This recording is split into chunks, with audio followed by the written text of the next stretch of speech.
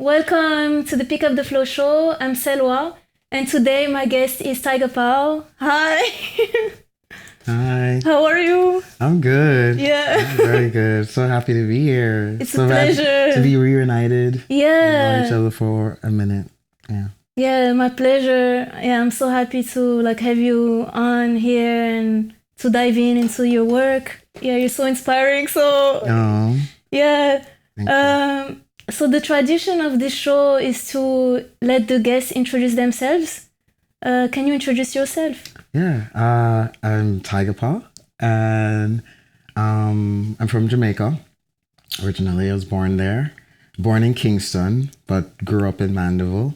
And I came to the States, New York. I've been living in New York for 22 years. And I came in 2002 to attend Parsons, the new school, and I studied communication design there. And after I was like, I love New York. I want to be here. I want to continue on building here. And I just, yes, I'm an artist, music producer, and as well as I've curated events, parties, club nights, and it's like, a DJ. It's like many things, many hats. I'm a touring artist, DJ, and yeah. Nice. So you said you grew up in Mandeville in Jamaica. Like, can you tell us about that time? How it was? Growing up in Mandeville, so interesting because it's like it's very well at the time that I grew up there, like in like late 80s to in the 90s. Not much was going on. It's very slow. It's very is what the Kingston people refer to as a country. And so as a kid, to entertain myself, I used to just sort of run around with my brothers and climb trees and pick fruit and, be just true island living. Very, very slow paced, but it made me like be very in tune with nature. Like I love to be immersed in nature. And I was fortunate enough to live in a home that was very fruitful. So in our backyard, we had lots of like fruit trees, grapefruit tree, oranges, just an abundance of fruits and vegetables. So I just grew up like eating very, off my land. Wow. Yeah, just had no idea how much of a privilege that is, because that's the norm. That's very much the norm in the islands. That fruits and vegetables just grow in abundance. And also something really interesting and cool is that we raised chickens. we had a chicken coop, and so I like my love of chicken started young. Nice. And we just had chicken every day because we just had a lot access to chicken. Whoa. And having our own eggs. And I have a cute story of like asking my mom like for one of the chicks, like I wanted the baby chicken to raise myself, and I was like, I'll take care of it. And my dog, I had a Rottweiler at the time. Whoa. And I think I had left the chick like in the box, like out on the veranda or like outside, but still covered. And I think it made its way out of the box and then it's only discovered that the dog ate the chick when I saw like feathers on his mouth. I was like, you ate my chick. Oh my God. Well, I never got another one because I guess I wasn't responsible enough to. Wait, what age was that? What did I have? Maybe like 8 or 7 that I was trying. I love animals, and we were like my older brother really loved animals. He was always rescuing some animal. Like at one point he took home an owl. Wow. Like, yeah, he had an owl in it. I was like, you are unhinged. Like, wow. Like, I was like, I've never been that close to an owl before. It was really scary. Yeah. They're kind of like, yeah, they're like really spooky and. Owls are serious. They're and they eat serious. Rats. Yeah, they're they're very serious. I would not hold captive an owl. They need to be in the wild. Yeah. But so at that time, like, what were your aspirations? It's funny. I think I was always inclined to being an artist because I was always drawing when I was younger, and not really knowing that like I had a gift at it. I just knew that I drew better than my peers, and I was like, oh, I can like make this look realistic and stuff, and I guess my mother maybe like acknowledged that, yeah, maybe I was talented in that, but didn't really, in Jamaica it's like, okay, you can draw well, you can be an art, like, but what, there's no resources and value put on being an artist. So maybe she was a bit concerned that like I wouldn't earn a living, so she didn't quite encourage me being an artist. But also the second, on the artistry, under the artistry umbrella is music. I had this thirst for just being really like a deep interest in music, and I had access at the time, maybe like around maybe 9 or 10, where like satellite dishes were a thing. And like we got a satellite dish, and firstly the only first channels we were able to watch or allowed to watch were Disney Channel and Nickelodeon. And then that introduced me to like the Mickey Mouse Club, and at the time on the Mickey Mouse Club was all the pop girlies and the boy bands like Justin Timberlake and Britney Spears, Christina Aguilera. They were on, unbeknownst to me, I wouldn't know who, I didn't know who they were. But then I got a hold of MTV, and then that really cracked everything open. Well, I'll tell you like a funny story, because having MTV, and then like there was one radio channel on locally that I don't know why it was so random, but it picked up a signal from like a US radio station, and would air this countdown of like top 40 countdown. And so top 40s, so, America used to give lots of good diversity in pop music and pop culture. And like musically, like a top 40s would have anything from pop, even, we'll hear like Leanne Rimes, on it, or Faith Hill. And then it'll have hip hop, it'll have,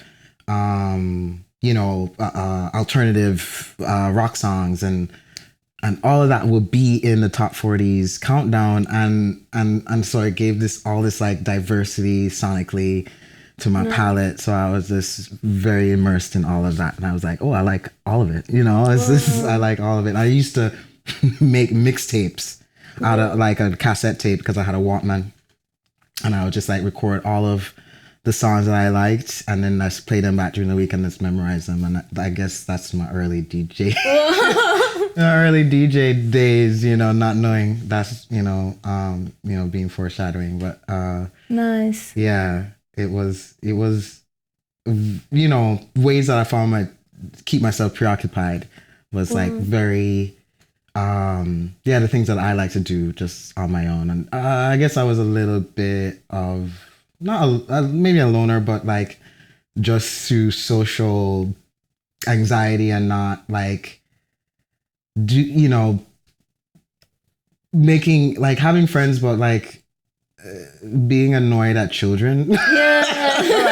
Being annoyed at children being so mean, and I was just like, well, if you're gonna be mean to me, I don't want to hang out with you. So I would just find ways to keep myself preoccupied with music, art, and stuff. Yeah. Nice. So, but then, like, did you go to like, you know, like shows in, like in your city or? It's interesting because we don't have. Well, when you're young, you're not really allowed to go to stage shows. Well, we have stage shows where like you'll have a dancehall artist, a reggae artist, you know, and those are like real big events, and they'll be held in a big field, and they'll set up a stage, a big sound system.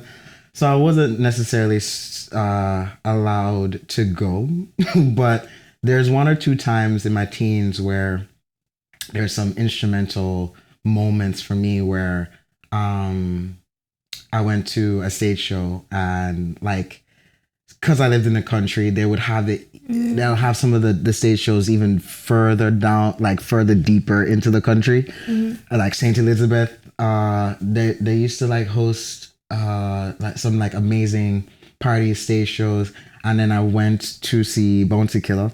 Whoa. One time, and then Bounty Killer did not come on the stage until like 5 a.m., 6 a.m. in the morning. Whoa. But it was the most electrifying thing I've ever seen, like ever. You know, Bounty Killer is he's so amazing, such an amazing, one of my favorite dancehall artists. And yeah, I got to see him when I was like around 14, and yeah, it just sort of, you know, contextualize, you know, what performance can be, you know, what, because I found it to be the most powerful form of expression, like lyrically coming, like performance wise, it was a whole experience. So I got like really inspired from those days. And I've seen another like very electrifying performer is Elephant Man, and I've seen him, and he's next level. He's doing a whole thing. It actually feels like an art performance sometimes. Wow. Like, you know, and a lot of the times too, soca is very like we have carnivals to soca, so I would go and see. They'll have like steel drum bands like playing and stuff. You know, we have such a breadth of just like very like spiritually profound and like very big like musical experiences I feel in Jamaica. That's kind of like what it feels like. It feels not limited and very expansive. Yeah. And was it at that time, like, what led you to New York? Like, why New York? Oh, why did I come to New York? For New York, I have relatives that were living here, and also my father lives here, and so it was a place that I knew that I visited before, because like I visited New York when I was a kid, younger, and then when I was a teen, and then when I came when I was a teen around 16, I was like, okay, this is giving, you know. I was like, I went to the Manhattan with my mom. My relatives lived in the Bronx mostly. I have an aunt that lived in Brooklyn, and we visit her, and so I got the experiences of Brooklyn, Manhattan, the Bronx, and I just loved the energy here when I had come to visit, and I was just like, I would really love the opportunity to live here at one point in my life. Just didn't think it was an actual reality because of what is not known to people is that like it is not easy to move from. Jamaica's a third world country. It's they want to say it's developing, but like when there's just a large margin of poverty. And people don't have access to be able to leave. I still have friends or I've met people who have never left because they can't. They don't have the means. They don't have the financial means. And so, I always thought like, and also it's like quite driven into you when you're in school there, that like this is your reality, you gotta get used to it, like there's nothing beyond the outside borders of this little island. This is your life, this is what you're gonna have to accept, essentially that the limitations of whatever is available to you is what you'll have and what you'll have to live with, and I just was not okay with that. Like I just, you know, my mom did a lot of work to that's kind of like not limit us in regards to education and academia, and she provided a lot of access to tools and things to kind of like expand our minds. And we had the internet really early before anybody had the internet. We had dial-up. You know, I was in them chat rooms like going off. And yeah, so my brain was already going beyond the limitations of the island. I was just like, no, I've done seen the world like through screens and through you know, the internet, and I was just like, well, I want to experience it. So people, you know, teachers telling me like, you're not going to amount to anything, just like, you know, because their limitations, they were projected in that onto me.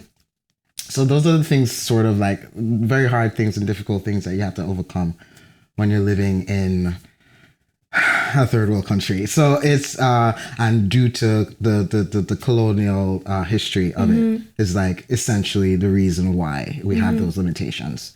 And I was, you know, my ancestors lived through me, so they weren't having it. They were not having it. And I was like, I'm ready to break out of this space and go forward. So it really was sort of this time, like right place, right time sort of situation where that provided the opportunity to come to New York, because it was a friend of my mom's who her son was applying to art schools, and we're the same age. So because my mom just wasn't versed in knowing what are the right schools to send me to, so she was like consulting her friend and was just like, okay, these might be the right institutions for Dion to go to. And the lists were Parsons, SVA, Pratt, FIT. I think one more, but I forget. But like I applied to, so she sent my mom all of the applications and I applied to all of them.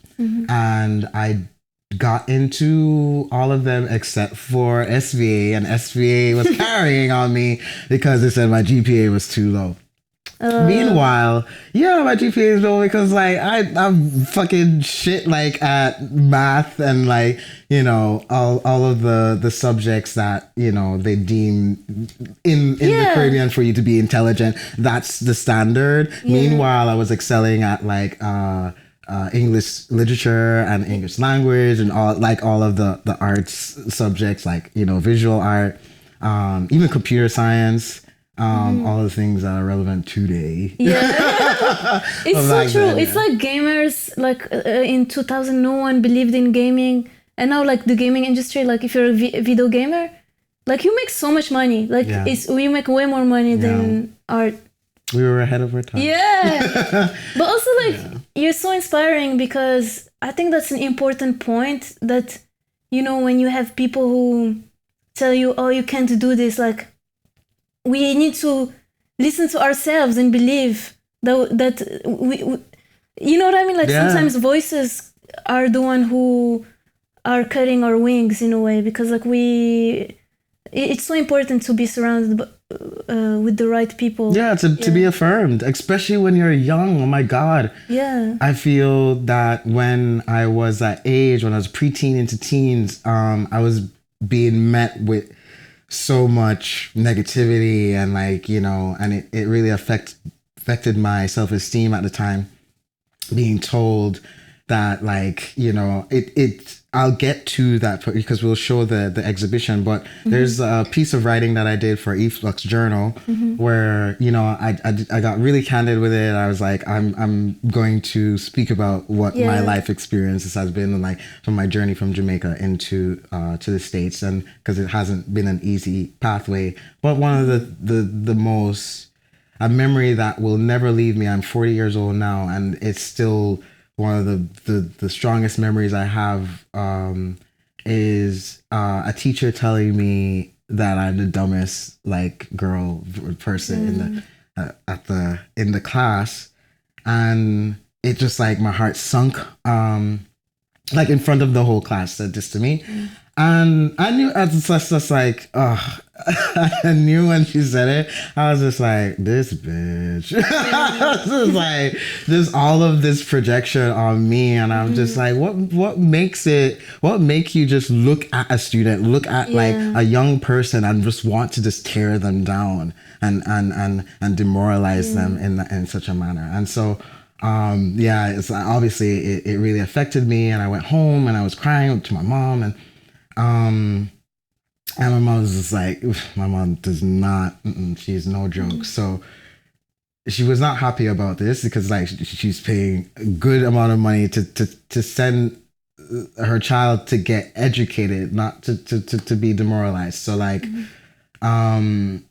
we go to, she drops me to school, and then she goes to the headmistress, and she's like, lazy. It's like, let me see this teacher who spoke to my child in this manner, and like definitely ripped her a new one. And because my mom is like very high intelligent, really on that genius level of like academia. And so when she's going to insult you and let you know, it's just like, you're never going to do that again. So what happened was that she had to apologize. and but at that point, the damage was done.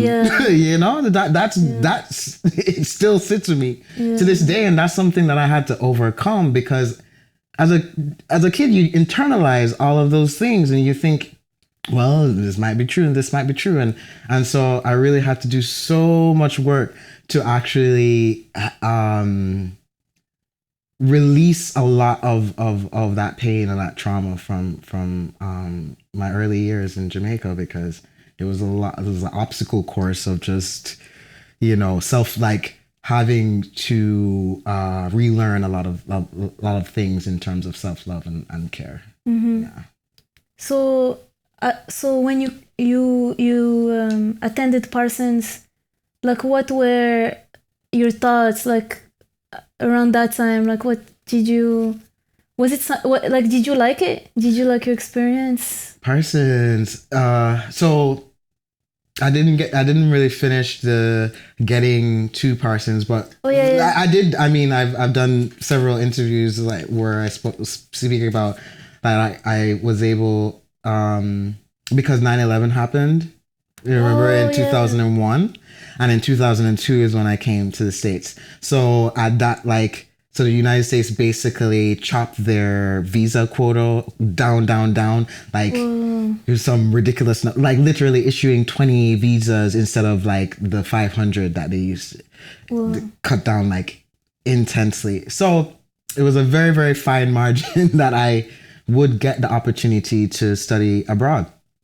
And like, it's funny, it's like I was talking to my mom, and then she was telling me this, like, that when we went to the embassy and we were getting the visa, I just knew that what I said, I was like, I conducted the interview pretty well. And then they asked us like, what kind of opportunities do you think why, what's the reason why you want to study abroad rather than in Jamaica? And I was just like, well, there's an intense lack of resources in Jamaica that I wouldn't have access to here that I would have access to in the States. And then specifically in New York, and like, Parsons is such an incredible arts institution, and it will broaden my horizons. And I guess I like killed the interview and I got the visa. Nice. And yeah, so much so that like they were impressed, and I thought it was a standard to get like an extra year on the visa, but they were impressed, but so they gave me an extra year to be able to work post graduation. So yeah, so I got a 5-year instead of a 4-year. And then I came, and then Parsons was, oh my God, I think it changed everything for me, because like coming from a school or academic environment that wasn't nurturing to an academic space and in such a big institution that was very nurturing, and you could get a little bit more fine-tuned, like all this access to resources that I had no access to at all. Computers, like learning how to sort of like design and do art on computer-based art, and yeah, lots of shit that I just didn't learn before. I learned like so much from attending Parsons. Like it really took me from like sort of like an okay visual artist to like an amazing visual artist. Like, yeah. And because you said your practice was drawing, and were you like going to like art shows or? So from starting just with like pencil and paper, I was like experimenting with other mediums in Jamaica. So I was using sort of like chalk, pastel and oil pastel. And I never started using paint yet. So I wasn't very, like I couldn't use a paintbrush. I didn't know how to use that. Like, and so I was familiar with some of the mediums, so I could do some stuff like at Parsons, and then we would use like charcoal, and do a lot of like drawing fundamental classes and doing still life and like live figure drawings and stuff, and that was the first time I got access to do figure drawings and like actually doing the proportions right. And the only thing that I was sad about is that I really didn't get to paint yet, because in my first year was foundation and we did everything. And then the second year, I wanted to do fine art. I wanted to paint, and my mom was like, no. It was like, you're gonna do something that actually earns you money. So yeah, if I had my way, I would have done fine art, and but I did communication design, graphic design. And actually it was cute, because like there's so much. Yeah, exactly. And especially like, as you said, like you go there and you have access to all those tools and you're like, oh my God. Because I feel like sorry, I'm going to jump quickly, but your art right now, your practice right now is multidisciplinary, and everything kind of, it's something that I haven't seen, I haven't seen in the art world, like the way you think is multidisciplinary, that I don't know how to explain it, but I feel like maybe because of like your experience coming from Jamaica and then doing communication design and getting access to like new technology, created this multidisciplinary thing that definitely. You know what I mean? Yeah, definitely. Because it's not multidisciplinary, like it's a way also of thinking and using concepts, but also like being free of like using whatever you have to make that happen. And that's literally how artists in Jamaica are, artists that haven't gone an institutional route, right? Like what we tend to be really thrifty and like use whatever we have access to and come up, and world build and create worlds. And so you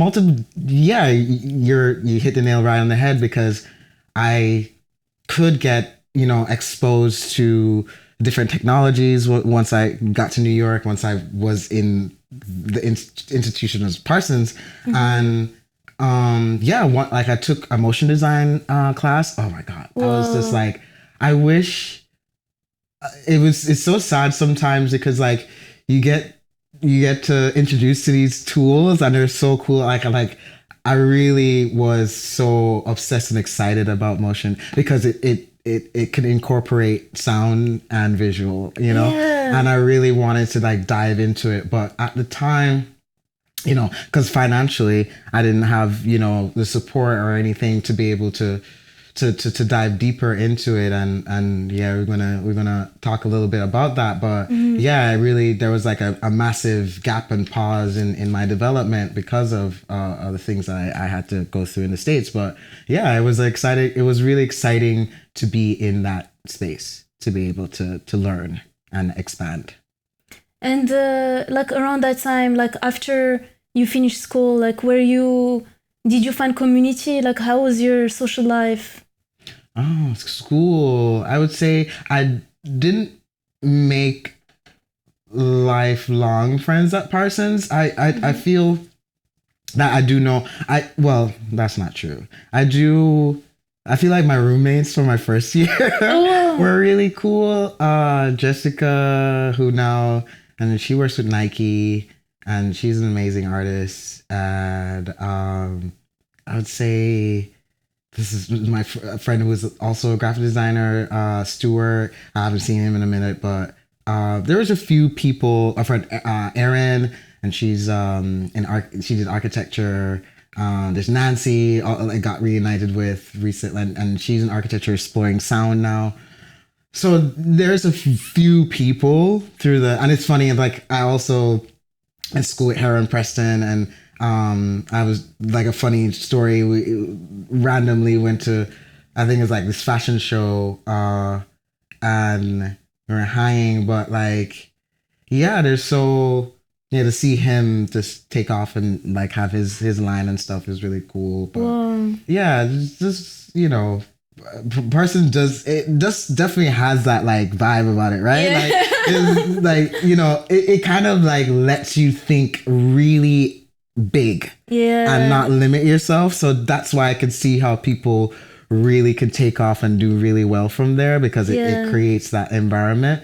But it also doesn't factor in like people from different backgrounds that like once we leave there we don't really get the support, right? I think that's what really so no, like after I left Parsons I didn't really get the support of like the fall, where can I go from here, because what I needed to get was a work permit. So I only got a temporary one for the year, and then once you work, and then you have to get the H1 or the work visa.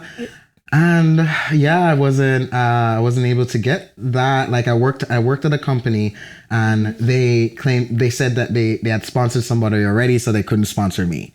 So it was like this weird sort of the bureaucracy of it all. Like it was weird, and I defaulted into being undocumented after, because you make decisions, right? Of course, they're huge decisions, and they affect your path, like where your life goes from there. Being young, I guess, like when I graduated from Parsons, I was like 21, 22. And like young, like 21, I think. Yeah, and you kind of like, all right, I know if I go back to Jamaica, it's like there's no Jamaica does not have the infrastructure for that. So I was like, okay, I'm gonna work and see if I can get the work permit. Couldn't get the work visa. So I was like, okay, I'm gonna stay. So I stayed, defaulted into being undocumented. Now I didn't know the gravity of that situation, like how tumultuous and like insane that would be, but I spent a good chunk of my 20s, actually a majority of my 20s undocumented and surviving in America. Surviving. Like when I say surviving, I didn't have money for food. Everything that like, because essentially what you can't do is provide the documentation to prove that you have eligibility to work in the States. So you then that big degree that I had was not like, I couldn't use it for anything. Yes, I could get the job, but once I had to provide the paperwork, and they're like, well, you don't have the paperwork, you can't work. So they had to let me go. So that would happen a few times, and then I was like, okay, I wouldn't. Then you have to get something under the table. Under the table means like off the books, and off the books jobs are not anything degree related. You know, they're bartending, they're waiting tables, they're being a bar back, whatever it is. And when you're in that position, you're in a position of,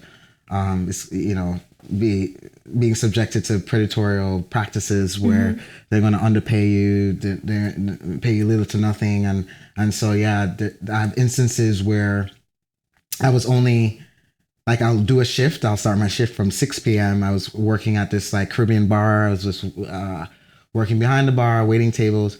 And I start my shift from 6 p.m. Then the shift ends at like 3 a.m. for it.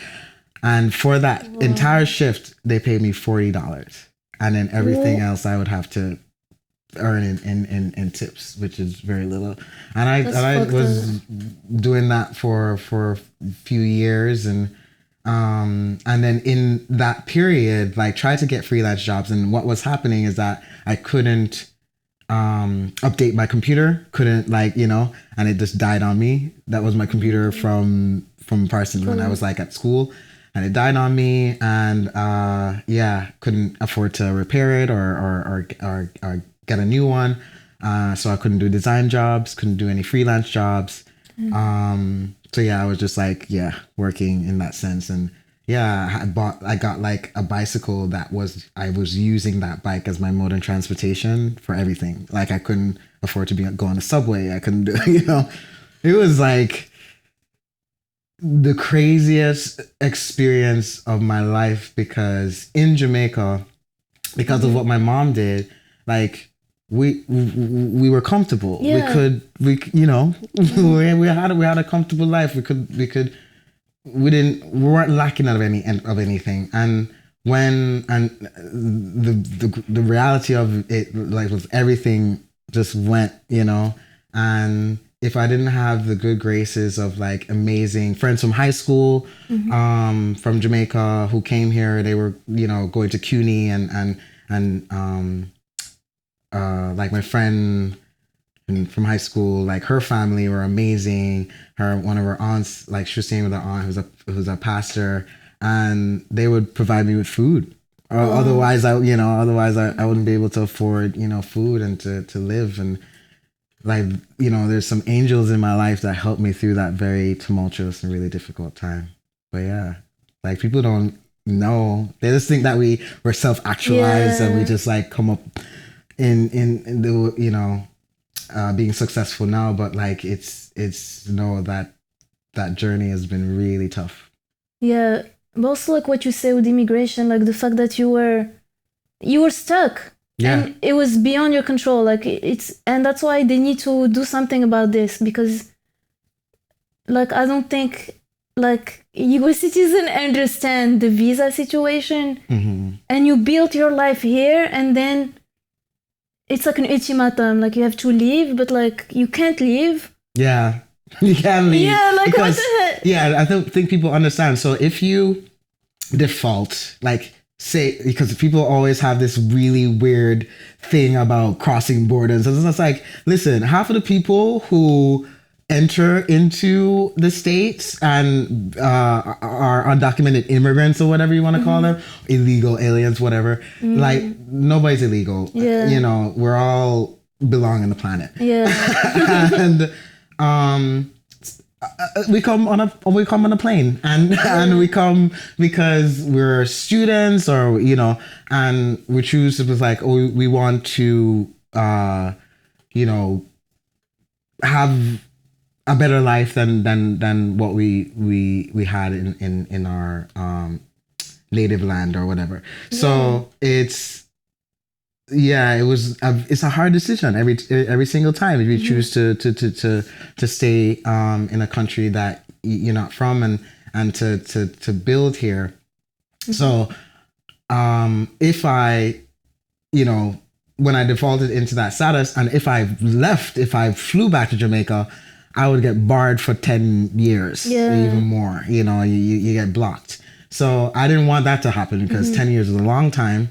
And I was just like, okay, well, I'm just going to rough it out and figure it out. But the roughing was rougher than I had ever anticipated. It was, I still, like, I'm going to therapy now just to, like, deal with the trauma of the PTSD of that time. Because it really, you know, now we have studies that, like, poverty affects your brain. It, like, changes your brain. Yeah. I, like, talked to my therapist. I was like, is my brain broke? Because I'm so deeply traumatized from being impoverished for so long here. Yeah. And but around that time, like, would you talk to your siblings or family? Or I did. I spoke. My younger brother, who's an American, so he was born here. So and we're a year apart, and he was here, and then we, you know, we're living together and stuff. So he would help out every night, you know, as much as he could. And because, like, when I was good, I, you know, supported him, gave him lots of money, like, when he needed it, and when I had a good job and all that stuff. So we're sort of, like, very much trying to, you know, be a unit. And then my mom eventually came, and then she migrated from Jamaica. So yeah, we you know, we were all living in the one apartment at the time, and there's a lot of stuff that happened, you know, like, because big point too is that at that time I was in, like, a heterosexual, like, relationships and stuff. I was very, you know, not out at the time, and yeah, it was, yeah, sort of like a coming. Like, New York sort of helped me to sort of, like, I found even in those dark times was the best time. Yeah. Because I really truly found community there. Yeah. I found, like, I met my friend Andre Singleton, who also is a New School alumni who created the Very Black Project. It's like a collective around Black empowerment. And Justin is also a part of that. And they introduced me to ballroom. Yeah. You know, I was like, they introduced me to Paris is Burning and, like, all this stuff. And then I was just like, okay, this feels like deep. I feel deeply connected. This feels very much like an extension of my ancestry. And I wanted, you know, just wanted to know more. And then being able to go to some of the Vogue nights that were at Esmeralda, that was Midtown. That's the original club that they used to host it at, and then it has shifted to go into Brooklyn. But I think that really, like, blew the cap off, because once you're introduced to those sounds, it's like, okay, you can't go back. You can't go back. It's like I had no access to ballroom prior, and then New York, it was my introduction. And so, like, yeah, it changed everything. So when did you start making music? Okay, so it gets a little, I always get, because the undocumented years are such a blur. So I graduated Parsons in 2006. And then I feel like my music, like, I was in a band maybe 2 years after that. So maybe like 2008, 2009.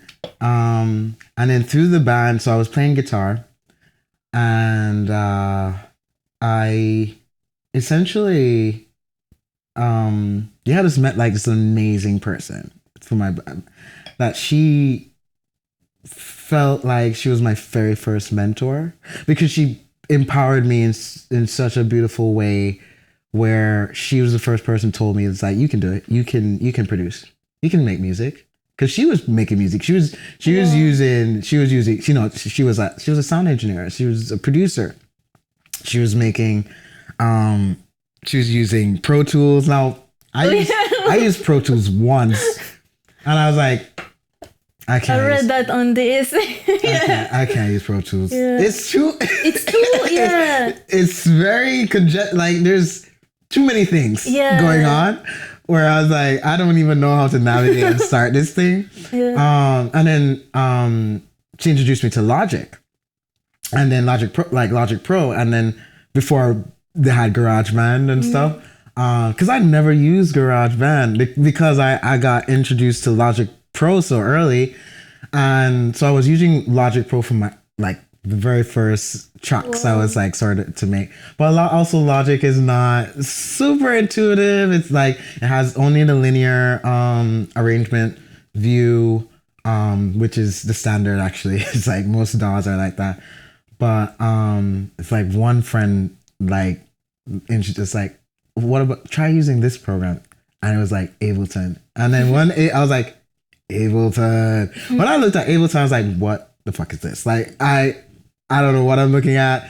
They have two views. They have like, you know, session arrangement. I was like, how do you make things in this? And then I started to play around with it and then realize how loop based it is and how you can just like start to play around with things. And it really opened everything up for me on a producer front that really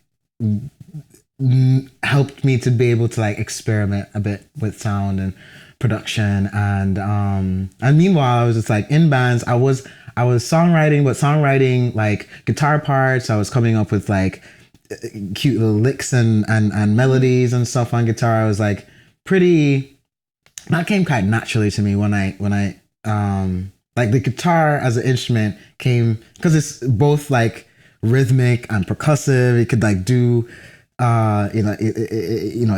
you can get very tight by keeping the rhythm with it and stuff. So I really loved, I had an obsession with wanting to learn to play the guitar from looking at rock bands really early on, like Nirvana and, you know, Garbage. Like I love Garbage. Yeah, I just was just like the bug just hit really hard. I wanted to really dive deep in. So like by, I would say like 2010 and 2011, I don't even know, like one of my first tracks, like I think I took it down, but it was this track called Keep On, and it's, I think I uploaded it 10 years ago on my SoundCloud. Maybe even earlier than that, but it was the first song. I was just like, okay, I know it's not mixed very well or whatever, but it's like, but is this something? Is like a song that I finished and I felt that I wanted to present that, and from there I started to do some remixes because it all sort of came together. But I was playing in bands. Then my bandmate was a DJ as well, and DJing never really like came into my mind as something that's like you could do, because why? Because I never saw DJs that looked like me. I never saw, I never thought it was something I could do. It felt very much like a very male dominant, thing that like, and I was gonna be like, people are just be like, aren't you a male? Like people who don't know me that are looking at this, I was like, I'm trans masculine genderqueer, and I don't identify as a man. I'm non-binary, and fuck a gender, I'm just like, so that's what I'm saying. I was just like, we and I champion for women, and I've done that my entire like career, and I'll continue to do it now regardless of how I present. So just had to say that real quick, in case, because people just like are so people don't have no nuance. They'll be like, well, this is what you look like. I'm like, well, read a book. But no, I just with DJing, I wasn't like really like, I didn't know, I was like, I didn't know what it gave, because it wasn't something. It's also, even in terms of DJing in Jamaica, it's so male dominated. It's so like we have our sound collectives, and the sound collectives are, just dominated by men. I never saw one woman in a sound system culture. They have like Black China, they have Stone Love, they have, all, you know, those sounds, and never saw like a woman in that, so in that dynamic. So yeah, it wasn't something that crossed my mind, but my friend was just like, you know, I'll teach you. And then she used turntables and she was using Serato, and I didn't really connect and click with Serato like right off the bat. It's just like that Pro Tools thing. It's just like that's not my thing. And no, because I really love when people can play vinyl and like DJ that way, and I started to learn a little bit, but it's still not super intuitive for me. But then Tractor, like I got like, you remember Tractor? Native Instruments had Tractor, the DJ, the software, and then the controller. And I was using that for a while. And Tractor is really good because I got my remixing game really fine. Like, it's really good at remixing, and I could like basically extract elements from the song and like use Ableton and put pieces of like, that was the early stages of how I would produce remixes at that time. And we can, I don't know where you're next, because those worlds really collided, like me doing like producing, playing in bands, and then starting to DJ and learning all this new software and stuff. But also, like in an interview you said, the way I make techno is really instinctual for me. I'm not excluding any sounds from my sonic palette, and I'm not disengaging with my soul and my body when I create techno.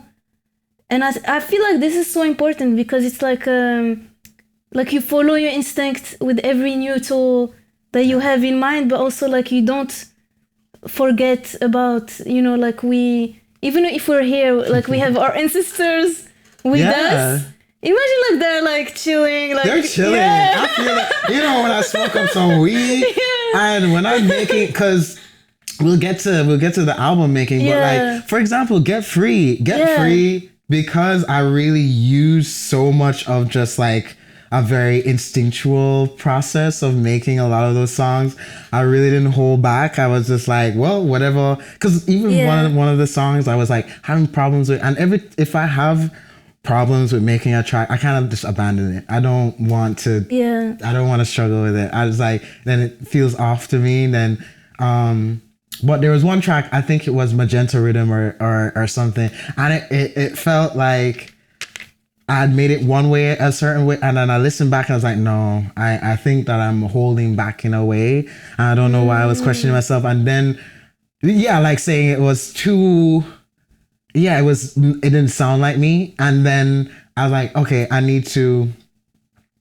wanted to make it like dancehall-esque, you know, and I just sort of dive into it. I don't hold myself back when it comes to using the sonic palettes. Everything that I'm essentially exposed to throughout my life. That's why soca, dancehall, everything, all of it, you can hear elements of it in my music, in my techno. And I think that's why we were like, is this it is. It's just like whoever makes the techno wherever they're from, they're going to infuse it with their culture. Yeah. And so like do you have like a meaningful piece of music you composed, like that, like you can talk about, or like do you have like one song that you made that like for you is precious, like you know what I mean? Like yeah, I do.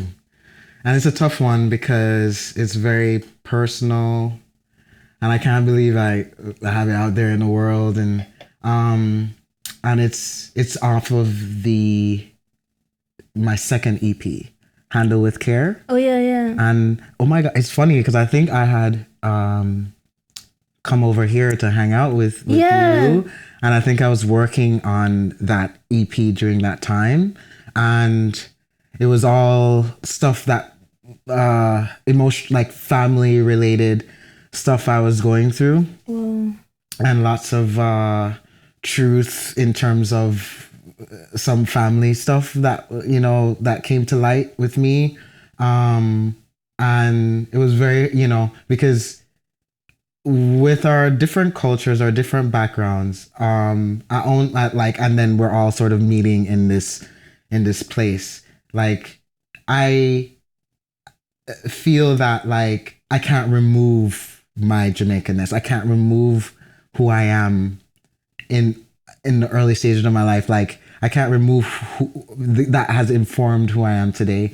And so I want people to kind of get an understanding of where I'm coming from and my path. And so I put a lot of that journey into Handle with Care.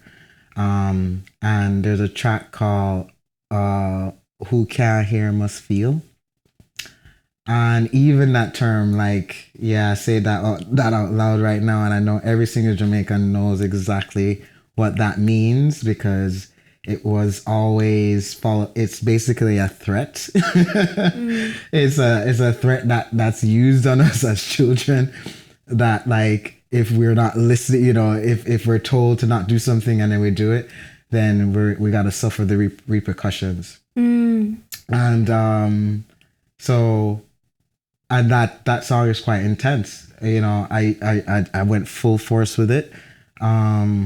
I recorded a conversation with my cousin and I, and it deals with, I guess maybe we can put up a disclaimer around abuse and family emotional abuse, physical abuse.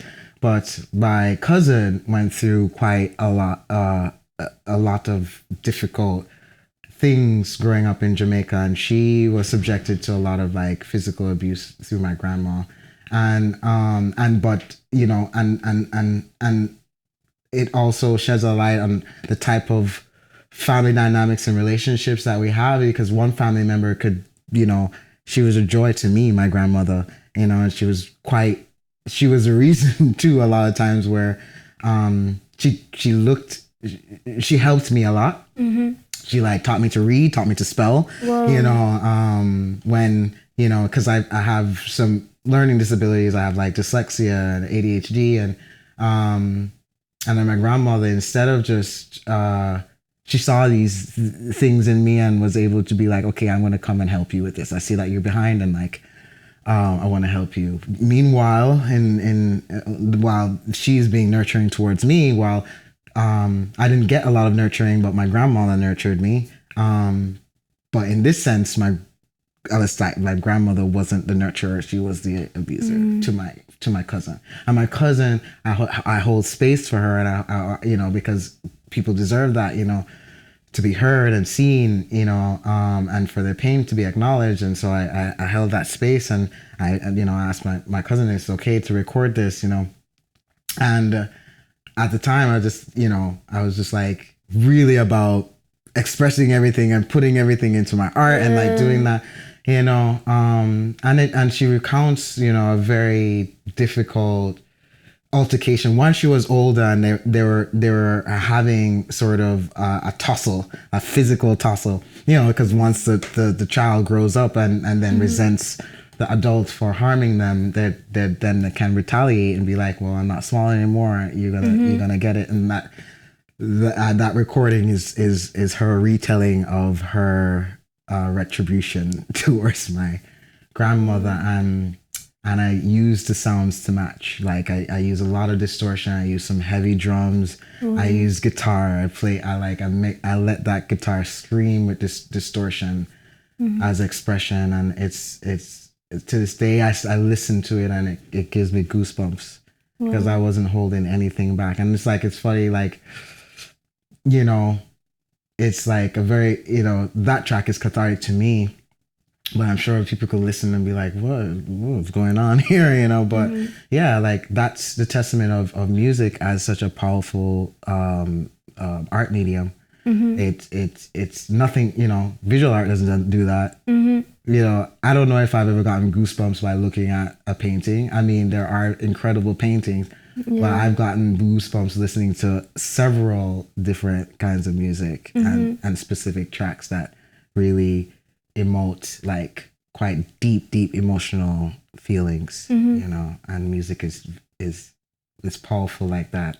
And maybe that's the reason why they try to like do what they do with music right now and make it so that like to lower its impact. You know, because no one needs an education to enjoy music, you know, and to be impacted by it. Like it is that instinctual.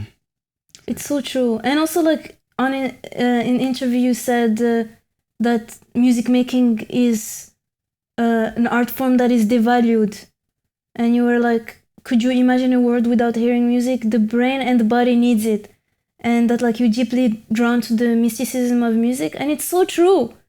It's like, I feel like even the colonizers had music, you know what I mean? Like everyone had music. There's not one human who didn't have music in their culture, like as this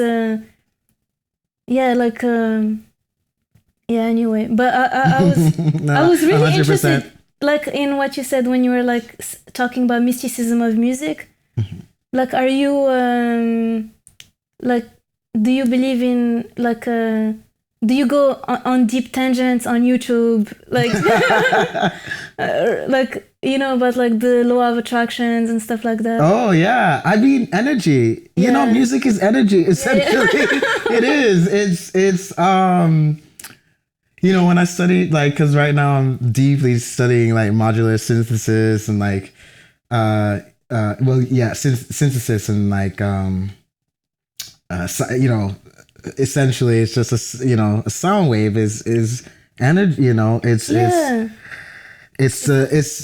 air vibrating, you know, it's and then that's essentially energy. You know, we're all built up of energy, and but music is such a form of energy that like it's so powerful. Yeah, of course. That's why, like, we know, or I know, I did some study and research for my techno opera around ancestrally, like what my ancestors were doing at the time, and drum circles, particular instruments using to sound an alarm, like when you know, the British were coming to try and invade the maroon settlements that were in Jamaica. I forget the instrument, but it's kind of like this ivory horn thing you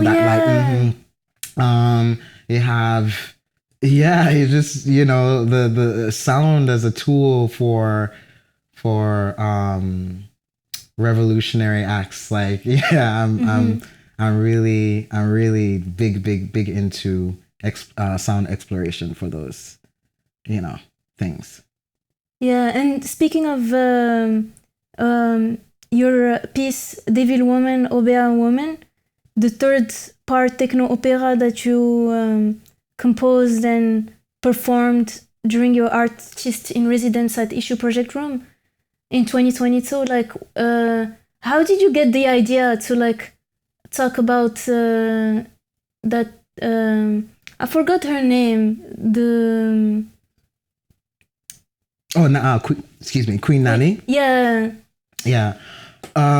It's always in the context of like the type of education that I received in Jamaica. I started to realize once I came to the States and got the education that I got here, that it was a bit biased, you know, like towards the colonizer, and it erased my and feeling empowered with who my ancestors were, because even how they spoke about, because Queen Nanny is a national hero of Jamaica, but the way how she was spoken about and taught, like even in certain books, how they refer to her as like our old hag or something, like you know, in demoralizing, you know, sort of like context, and I was just not here for it. Like this is an incredible woman. She was a matriarch of her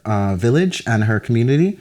She led she was a general. She led her like fleet of maroon soldiers into battle and conquered and won every single time against the British, and they weren't able to infiltrate their sovereign land, and and had successful slave rebellions that they don't want to be told in our history. They don't want us to know that we fought and we were successful at fighting them.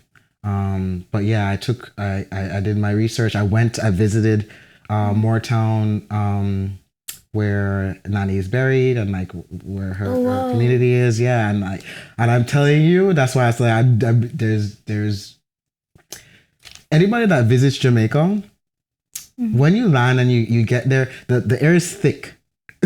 It's like you breathing in a thickness, like, and yes, that's the temperature, yes, that's the humidity, but there is like, but when you go into the mountains, and the mountains are like, you feel like you're in the clouds essentially, and that's where a lot of like the maroon settlements are, and yeah, it was really incredible to experience that when I was older, like as an adult, and to really start to understand where I come from and who I am. Because a lot of the elders in the village were like, who's your people? Like, where you come from? You know, that kind of, because they're basically attesting and affirming that, like, you look like a maroon, you know, your bone structure, you know, and I was just like, even though your vibe, your energy, and I was just like, well, I wouldn't doubt it, you know. It's like we lose a lot of like documentation of like who we, you know, intentionally. They wanted, like, there was a definite push towards the British for us to assimilate and to take on Britishness, like as if we are British instead of being Jamaican, and that was such a prominent thing within like generation before me, and then I feel like my generation, we are the first to actually embrace being, you know, Jamaican and black, and like you know, our ancestry being deeper, like between Taino and African, and all the mixtures that we are, you know, and embracing all of it, and so like we're truly Jamaican, and I just really wanted to recontextualize her history and champion for her, and like create this piece in honor of her, like my opera. And yeah, it was just such an incredible experience, because I feel there's deep majestic like feelings, and you just feel it. I don't know, like sometimes the stuff around Obia and yeah, also that was quite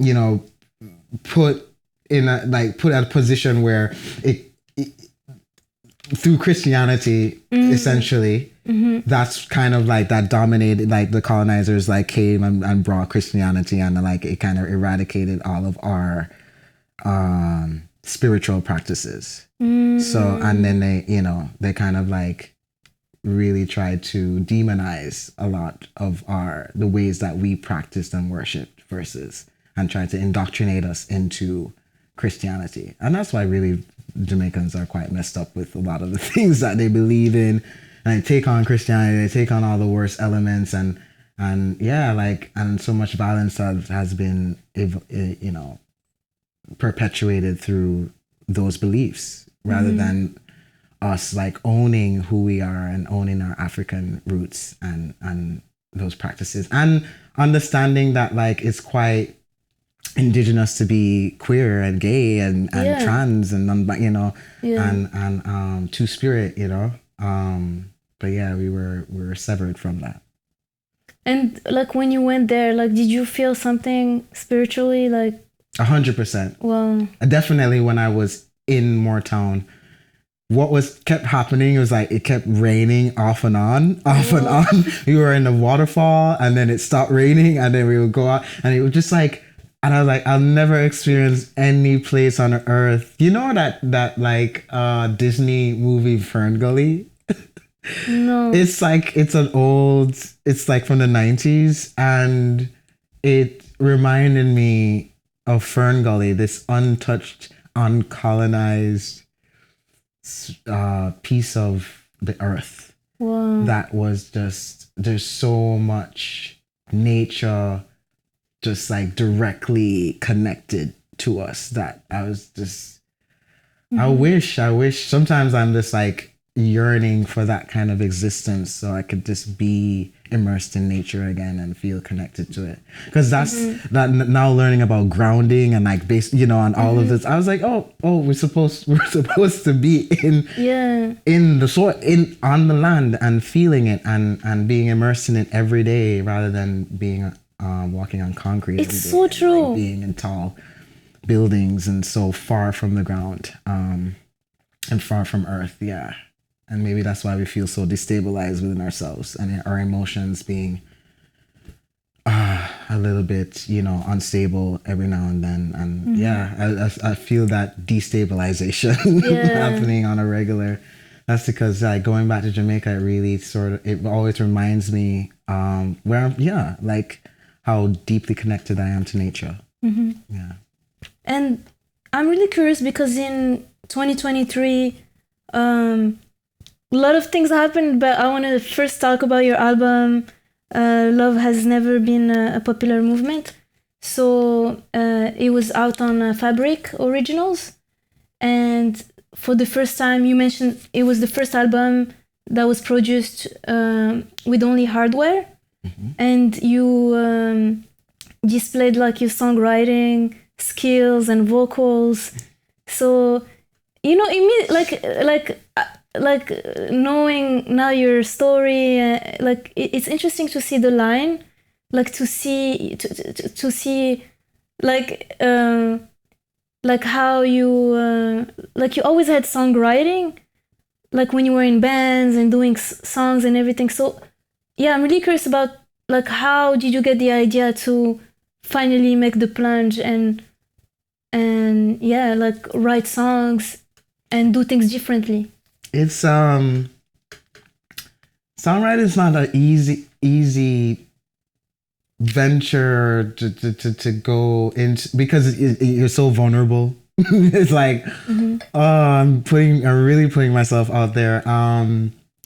I had to overcome a few things before I could really dive, and like the challenges of, you know, one of the biggest obstacles was around my voice. Like I felt restricted. I felt not aligned with what my voice was. And another big part was from childhood when I wasn't encouraged, you know, to sing and to be expressive musically. So the biggest challenge too, that's why I was like, music to me means so much, because when I was younger and I showed signs of having the interest in music and wanting to be a musician, and my mom was just very adamant about me not being encouraging that. She was like, no, I wanted piano lessons. No, I can't. No, we could afford it, but no, not doing piano lessons. I was like really confused by that, because it would have really given me such a head start, like such an advantage with songwriting and but yeah, it wasn't, you know. And another big thing that because I used to be in choirs when I was in prep school, and I really enjoyed it, and I wanted to sing or like sing more, and my mom kind of was mean about it. Was like, well, you're not a singer, you shouldn't sing.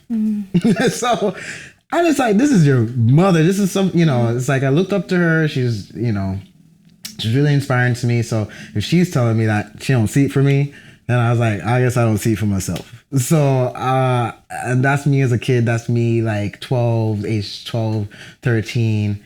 And it took a I remember the first initial performances in my band when I was playing guitar. Yes, I was doing some background vocals on that too.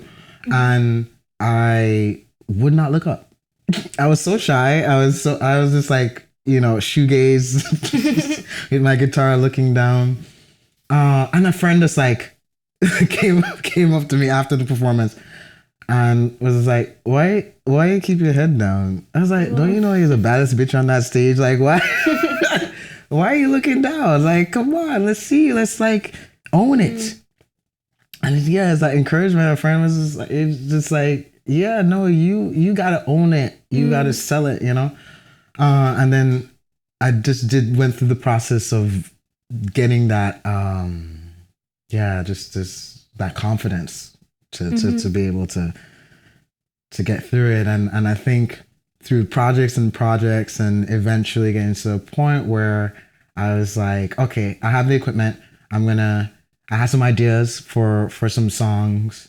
It also, like, in terms of like where I was at the time, like how I was feeling, I was in a relationship, I was in love, I was, you know, and like Miss You So Much too. I love that song. Yeah, me too. And I dream about performing it in a way properly that, like, you know, where I'm, you know, really going through the performance. We had a whole deck, like, for the music video concept. Like, that's the thing too. I'm an art director. Like, I can come up, you know, I have all these like incredible visual ideas for music videos. No money. Yeah.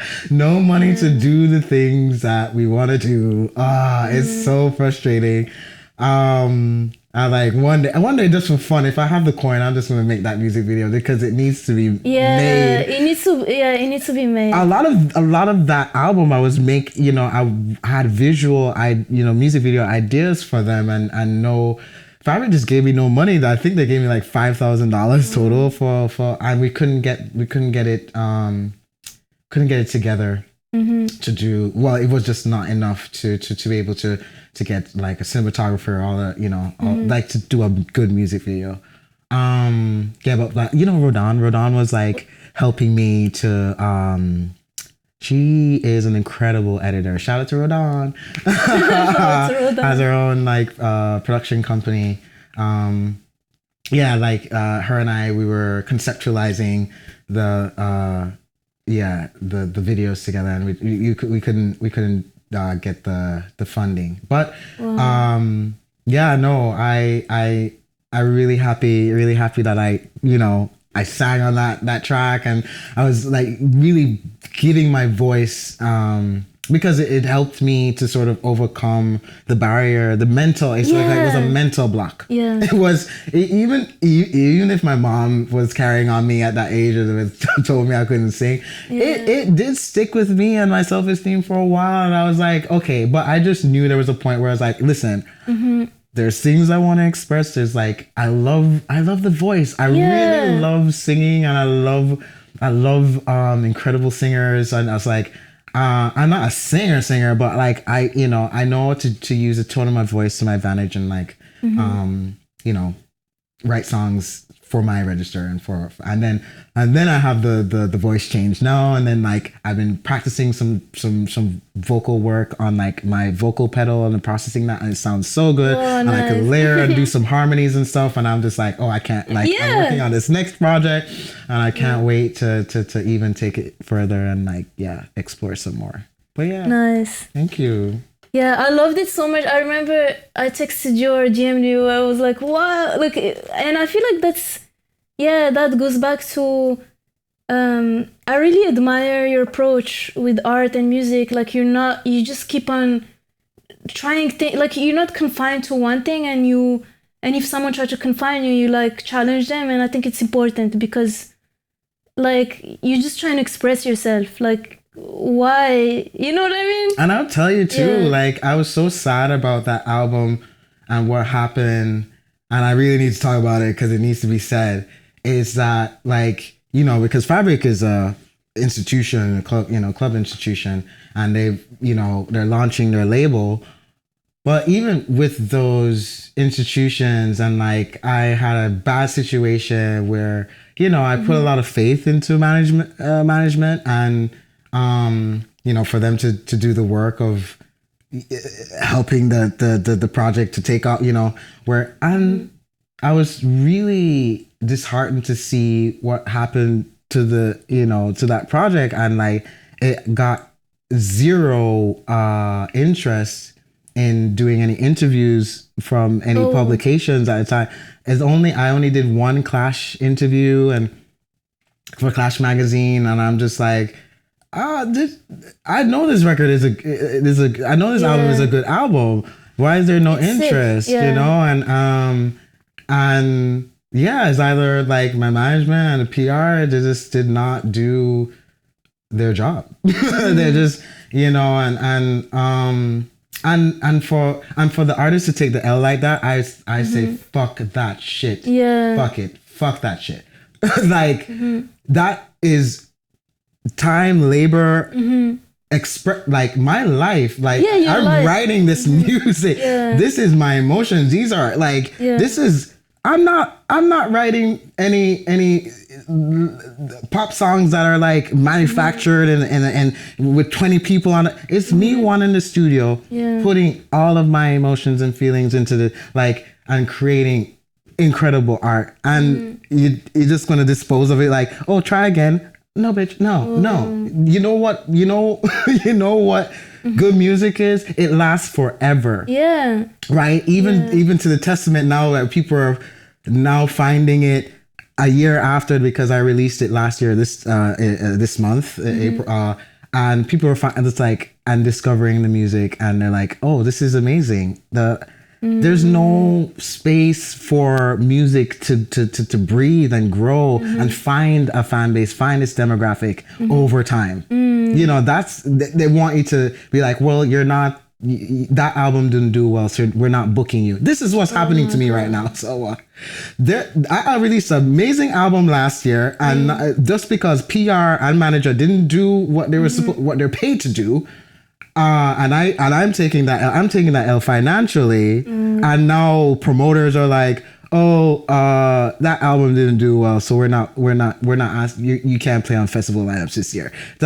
Where I'm also kind of gagged and looking at it's just like, well, if I'm in a circuit or DJ, half DJ and musician, and I see a lot of DJs that don't have any music that get booked continuously over and over. So tell me about that now. How that work? Where's, you know, like, are there different rules for certain people versus certain people? Let's talk about it. Yeah. Because, I'm not one to remain silent on certain things. So I was just like, when I peep, this is happening to me. And right now, financially, it's fucking me so hard that I'm just like trying to figure out how to live, you know? And people think, they look at me and like, I'm successful.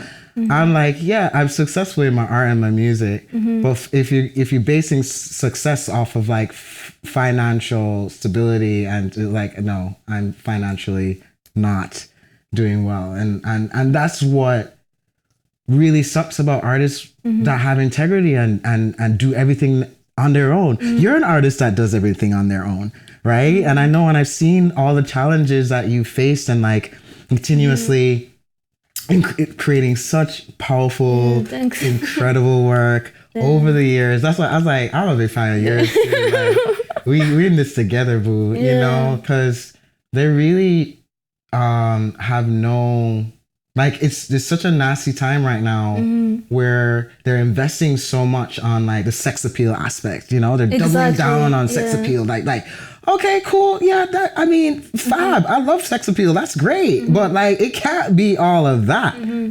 It can't be the only thing that you're trying to sell right now, you know, like there's audiences of all varying kinds, like just eye candy alone is not going to suffice, you know, like they want substance. There's an audience for, you know, want substance, and then they're not trying to feed that, they're actually trying to, feels like they're trying to suppress any artist that politically is very strong in their views, who, you know, stand up for what's right, who advocate for, you know, fairness and equality.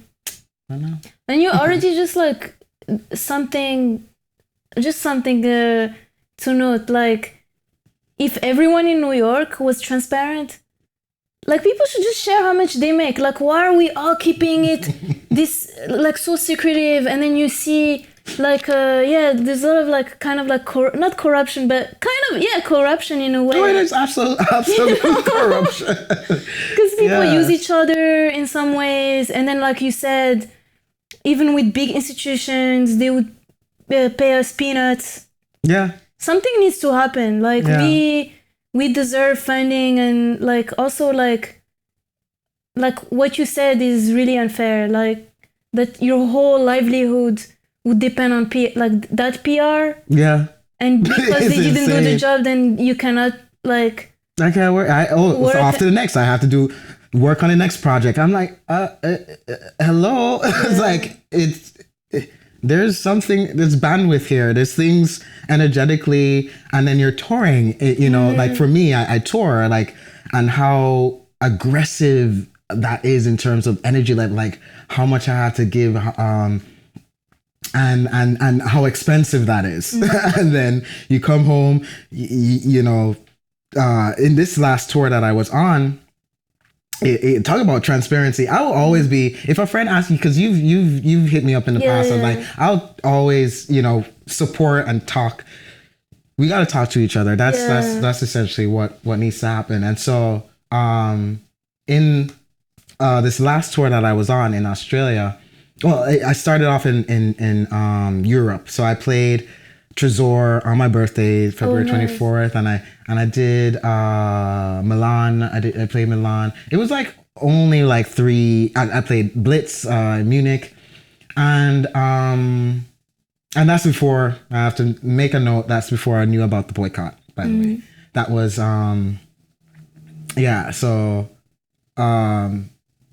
it was, and that was in February. And then from there, I had to go to Australia. And then Australia, I played the Mardi Gras, the queer party, and then I had to play Pitch. Now, I'm gonna talk about this because we were chatting, like the news that I got about Pitch. Now essentially is saying that they are not gonna pay me for my slot. Like, meanwhile, you've already used my likeness to sell tickets. you've used my image in promo, my name. I've flown all the way to Australia. I'm there. I'm at the hotel that you put me up on. I'm waiting for my pickup that like a representative, artist liaison text me and say, like, we have to cancel your portion because there's a like, didn't even explain what was happening. Is they had extreme weather. So they had very, very high temperatures. They were supposed to cancel and stop the festival from the day before because it was 100 degrees. And a few friends were already there and like they played. So Sherelle actually was there, and like, she left and went, and I was preparing to like go, and then they said like they're not gonna they're canceling the rest of the festival, and that was Sunday night into. So like VTSS was supposed to play, her and I was almost like at the same time slot, and I didn't stress it because I was like, this is a big festival, I'm gonna get paid because there's insurance that covers. This falls under like a natural design, something that unforeseen. You definitely have insurance to cover this so the artists get paid. Now I'm hearing all of this stuff about like you might not get paid. Now it's like it's veering on like they're not going to pay you the full amount. Now, so let me tell you something. For artists like me, that's detrimental. I'm dependent on that money. Literally, I've put it in my budget to be able to pay off the 2 months rent that I owe right now. And they're telling me that no, we don't, like, there's nothing, literally I just read, there's nothing in the contract that says we have to pay you under these circumstances. I was like, you guys have no sense of integrity? Do you think that's okay to just not be an artist like that, like under those circumstances? That's insane to me. And I'm putting you on blast, Pitch, because how dare you? That and is most like, exactly. And like all the big festivals and like big events, like they They have the money. It's already, and you're right. Like I'm sorry, I'm not one of the artists that get paid because they're sexy. Yeah. That's not where I fall under right now.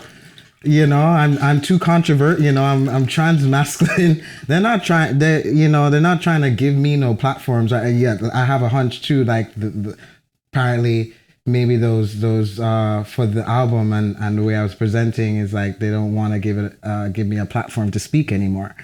They gave me plenty of platforms before I started, you know, transitioning. But anyways, but yeah, I'm saying that's like I'm not in a position to financially to just be like, oh, it's fine, sure, you don't have to pay me. No, I'm dependent on that money to survive. You know, I'm not the only one. There's other trans and there's other artists who don't fall under the sex siren to that. And we need like art, like we like especially right now with like, you know, what's happening in the world. Like we need to reconnect with the soul. Like we don't need. Okay, like everyone is attracted to sex, but like at the end of the day, we have a soul. You know what I mean? I think like we need to nurture. My hunch is too is just like the suppression of authentic voices and the timing. You know, it just seemed a little bit too convenient. You know, where if you just present a vessel, is just like I'm selling the body, you know. I'm selling, you know, and I love a let's sell the body, and you know, and then you just catfish them with the mind, and you're just like, you know, certain artists that I just love what they do, you know, and they're like roping you in, and they're like incredibly intelligent and can hit you with that, but they're being suppressed right now as well. That's why I was just like. It's so obvious that the artists who don't say anything are being pushed up and getting paid lots and lots of money to not say anything and to just be sexy. So, yeah, like, how can we combat that if that's all that, you know? And I'm telling you, there's just like tons and tons of that right now. Where there's a few that like shout out to, you know, the ones who are, you know, not in that realm, and they really just show. So, you know, Sherelle, I will always just show so much love and shout out Sherelle. Sherelle is like a real one, always standing up, you know, provide, you know, sending opportunities my way, you know, shouting me out in you know, I was gonna do a guest slot on her radio show, but I'm sure she contributed for me to be able to do the BBC Christmas mix and stuff. Nice. Like stuff like things like that goes a very long way. If I didn't have certain artists that were 100% supportive of me, you know, Cakes the Killer. Shout out to Cakes, LSC XOXO, who have been so supportive of me over the years. I wouldn't be here. You know, it's just, it takes the few to advocate for us, and I'm like, and then obviously I, you know, want to be in I think that like I'm one of them. The people that like I always like to create the space, like create spaces and opportunities for people. And you did with the Fake Accent, and also like you worked at RBMA. You created shows, and I'm actually curious about Fake Accent. So, because it kind of had that like vision that you had in Jamaica. You know, like everything is around community. And that aspect is like, I think it's what we need in music, but real community, like the party should be about like, you know what I mean? Like now the party is about the DJ or like the ego or like, and I feel like we're all, everything is getting lost. I'm wondering like, what's up with Fake Accent? And what's your vision now? Thank you for bringing it back to the foundation, because Fake Accent was such a, you know, is so special to me. And I had no idea, like, I just had the desire to create community because I was outside of it, you know, like as an immigrant, you're outside of community. You're trying to connect and find like-minded people. You're trying you're trying to share, essentially. And so Fake Accent I created in order to do that, and it was incredible. That's the reason why I met you through, you know, building those nights, and then you have your party or that you were doing at Mood Ring, because I was also doing No Bad Mind through Fake Accent at Mood Ring in the original the beginning, like the first year Mood Ring had opened and stuff. And Fake Accent has taken on new sort of like new legs in life, you know. Like I had switched it over, like it started as like, you know, just a collective for me to create these events and sort of host these events that I was doing in multiple clubs. And then I did I had a good residency run at Transpicos. I was doing real great, like amazing curation there. I had a really great time curating and building up Transpicos at the time, because like we had some legendary parties where one of the first times that, you know, like LSD, XOXO, Chino, Moby, Scratch, DJ Haram were all in the same lineup in a night that I curated, and like way before back, like that's way before anybody knew their names, for sure. And that was, and then it then then connected me to be able to work with RBMA, Red Bull Music Festival, and my boss there, Adam, had met me when I played a Red Bull Music Festival through Seb, who was working with Red Bull at the time, and he must have come to one of my parties and was like, oh, and then knew a friend. Like the community, just because we built community, it then spread like wildfire, because SoundCloud and the internet, because also we were, the best part about what we were doing at the time, because we were pairing the music to the space, just like what Ballroom did.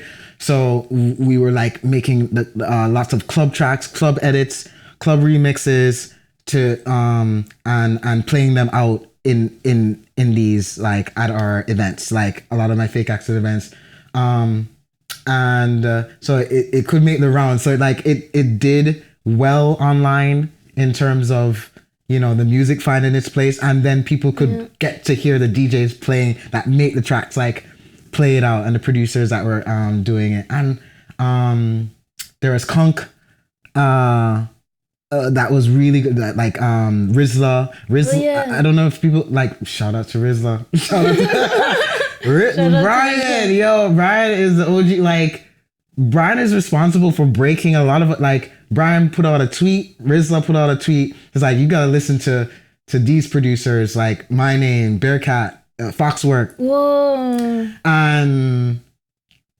it helped to drive some visibility our way. And when people were that was a community shit that was being done at the time, like using the internet and IRL to then like to connect the worlds together, rather than it just being so online based, like media.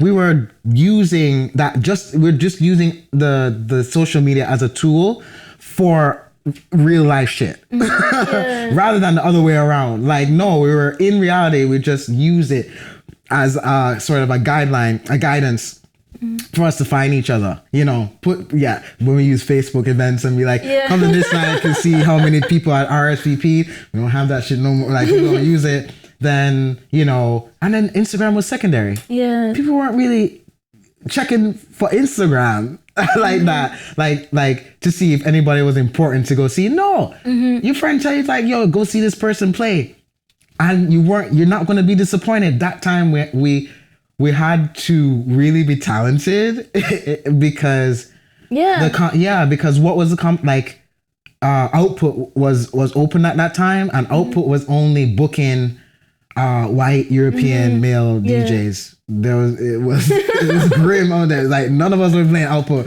We were just in our little DIY spaces, and we were making that, and we were building up from there. Oh God, I know people remember this. I was like, you had to be there. It was so fucking fun. It was so great. It was so free. So true. Yeah. We just did whatever we wanted. But now when you think about it, I feel like what people built with their communities was kind of like create a blueprint for like, investors, and then some investors created their own. Yeah, they definitely extracted. Yeah. They extracted from us. Yeah. I would say that Red Bull felt a little bit like, I'm gonna tell you my real Red Bull story, because I happened to have accident. I didn't even know. I thought that they did queer programming.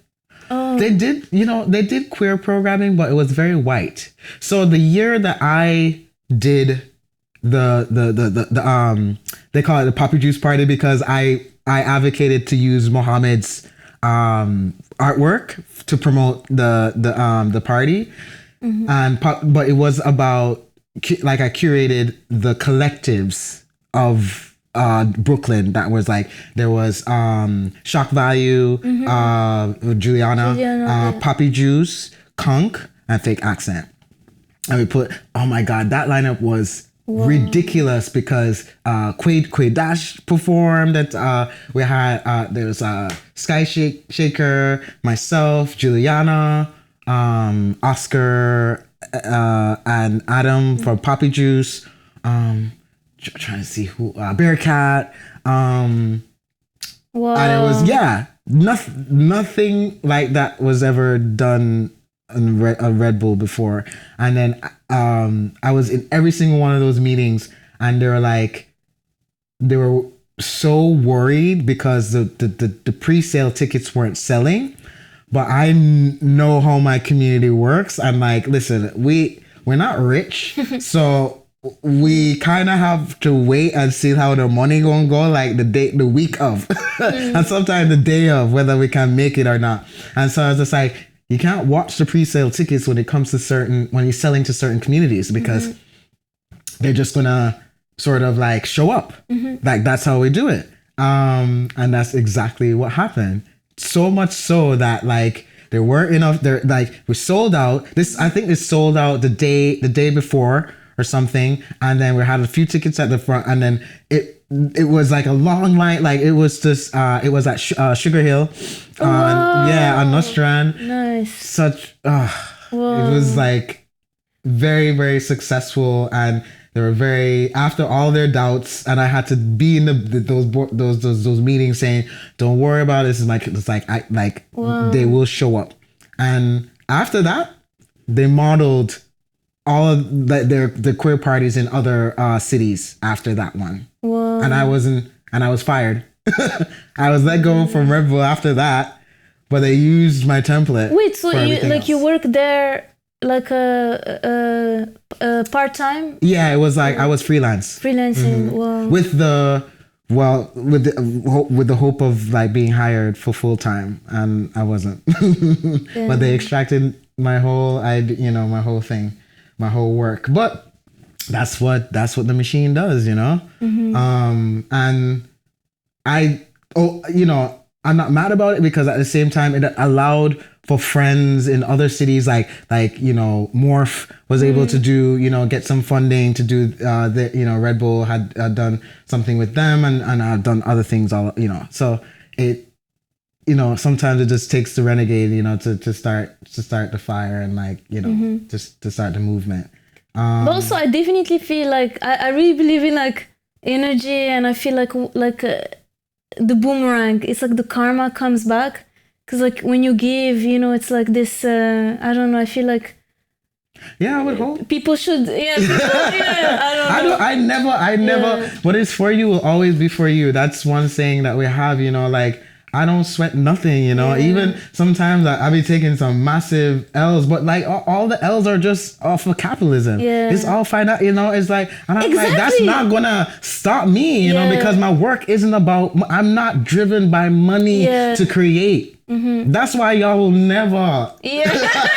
You'll never come close to what I do, because my motivation is not driven by no form of currency, no form of money. It's about passion. It's about care. It's about the art. I literally care so deeply, so deeply about art and culture.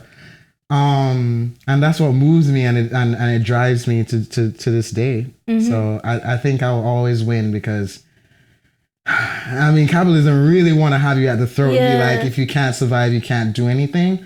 But I just feel that one day I won't suffer. You know, one day I won't be suffering financially. I agree. I will get to the place where I will be able to financially be sound, to be able to create worlds like like I'm just even scratching the surface of it. Like the ideas that I have to world build and to create like huge, you know, like I actually want to create my opera on a Philip Glass level. You know, I would love to do some, you know, where my work can be, you know, presented in the same scope of Einstein on the beach. You know, but yeah, it's just they just want to wear you down with this capitalist pursuit of money, and I'm just like, no. It's hopefully the scale will tip to the other side to let the actual artists like be able to create in harmoniously and present.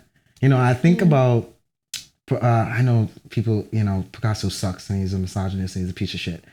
But I was watching his I think National Geographic had this like series on him. And I was watching his early day, like when he started, and like, yeah, it's literally like rich people that found and be like, okay, we're gonna finance your work. That's essentially what, like, will give you money to paint and to be an artist. And like, I was like, yeah, that's how the world works for most artists. It's just so rich people financing the artists. But oh my God, like I totally relate to you, because like I've been having the same conversations with myself. Like one thing that rich people can never get is like your creativity, like what we create and our freedom. Because like they can buy it. They can have a little piece. They can buy it. But you can never. And I feel like that's why they want to be attached. I feel like also like festivals, like when they want to be attached to a name. Yeah. Because also we need to talk about this. You know, it's like with events and promotions. Like we need a fee for the name. Yeah. For lending the name, you know what I mean? Because like, it then validates your festival. Exactly. To a certain like community and to the culture that you're trying to tap into. Exactly. Oh, don't think we're not privy to that. Listen, for people like us, when we build our platform from the jump, our grassroots, and like they then come and try to like infiltrate and extract, you know, to tap into our demographic without any form of like compensation for that, like as if to pay invisibility you have to be that's why I think I have in one of my pieces, we'll reserve that. I don't know if we can make it pop up, but like I said, visibility does not pay my rent. No, we have to knock that shit out. And also like I want to talk about your first institutional solo exhibition, 3WI, Third World Immigrant. How would you say it? 3WI or like? Yeah, 3WI, Third World Immigrant. Yeah. Nice. And at Art Omi.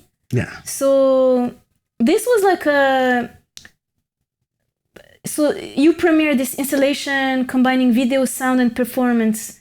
And it's kind of like a new statement, like, and it was so inspiring because like people can see you, you know, like in the music world, in like DJ world, in the art world, and now in the art world, you know, I mean, like it feels like was it a statement or like how? how did you see that show?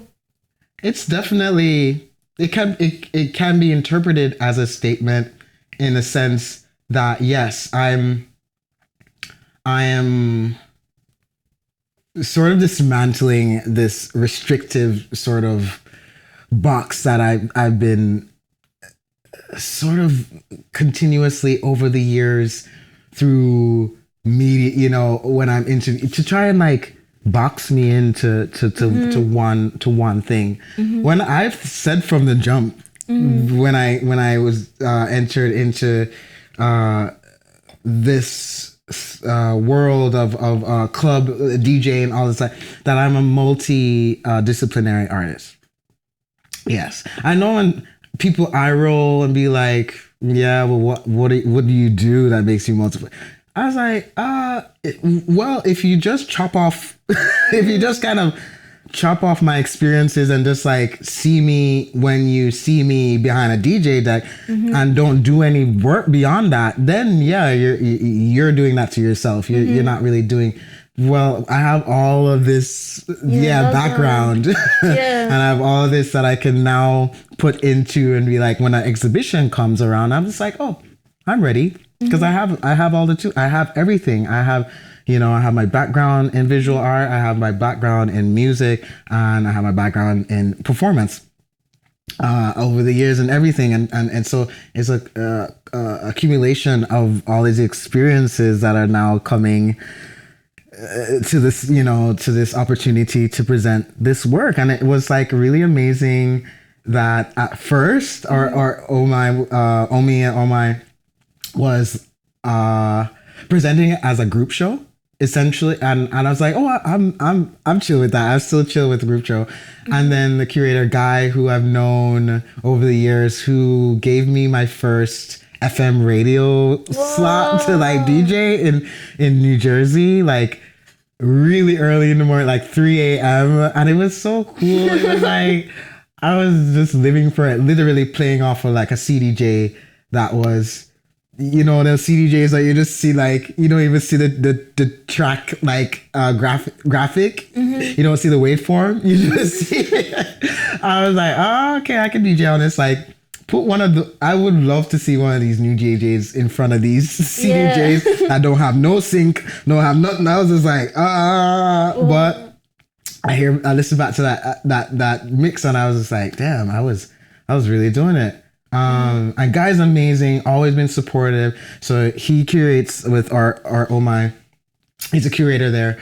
And so he had like asked me, like People Garner had done her exhibition before, and I'd played her closing party, and then we had a meeting after, and then they were like, well, we want to present, you know, with a opportunity for a solo exhibition. And I was like, holy shit.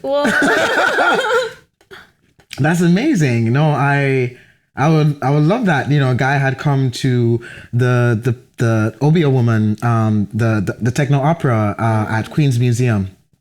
So the year. Wait, which by the way, both like all of them were sold out.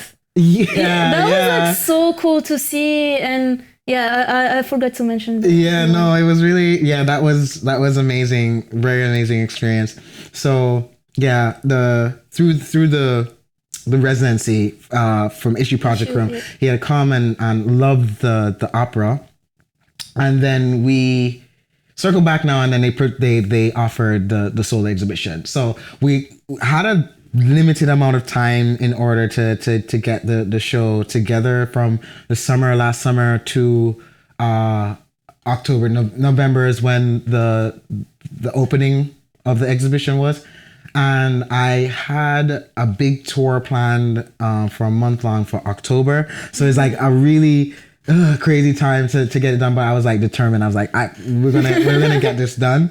And it came together so well because Guy presented the idea of like focusing techno as this like drawing it back to the Black origins and the roots of it, and then kind of using my journey to how I found how techno and I became married, you know, and how organic that all came together. And you know, and also my experiences as an immigrant that informed the way how I interpret techno and my New York experiences, everything to come together. So essentially, we just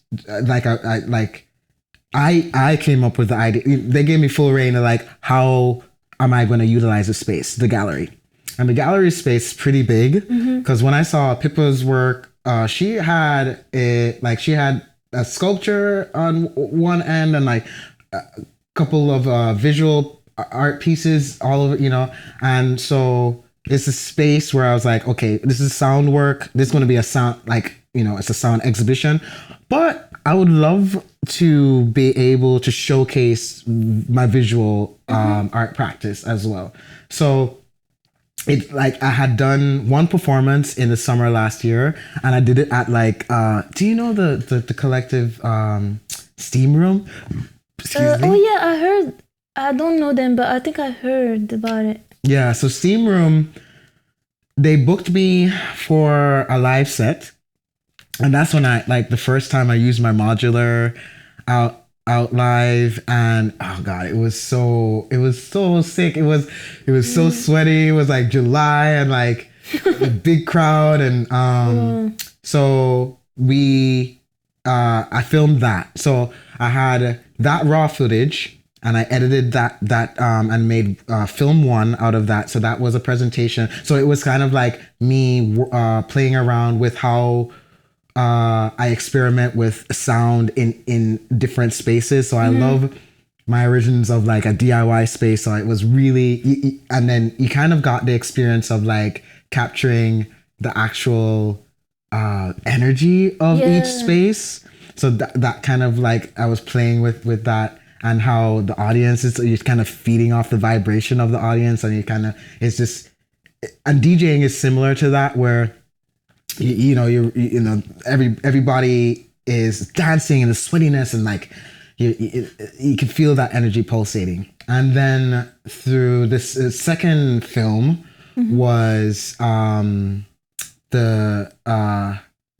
we have on the screen, where we have the projection, and that's the performance. That was the performance in the gallery. So I had to quickly, had like a week and change to put that, edit all of that video together and like create like a performance film for it. So there's two performance films that in the exhibition. And then also I wanted to create a sculpture that, like, my own sort of like podium and deck. That's the second, that was the warehouse Steam Room DIY space performance. And then the deck, the sculpture is like a podium that I performed on for the performance at the gallery. Yeah, that has like the LED.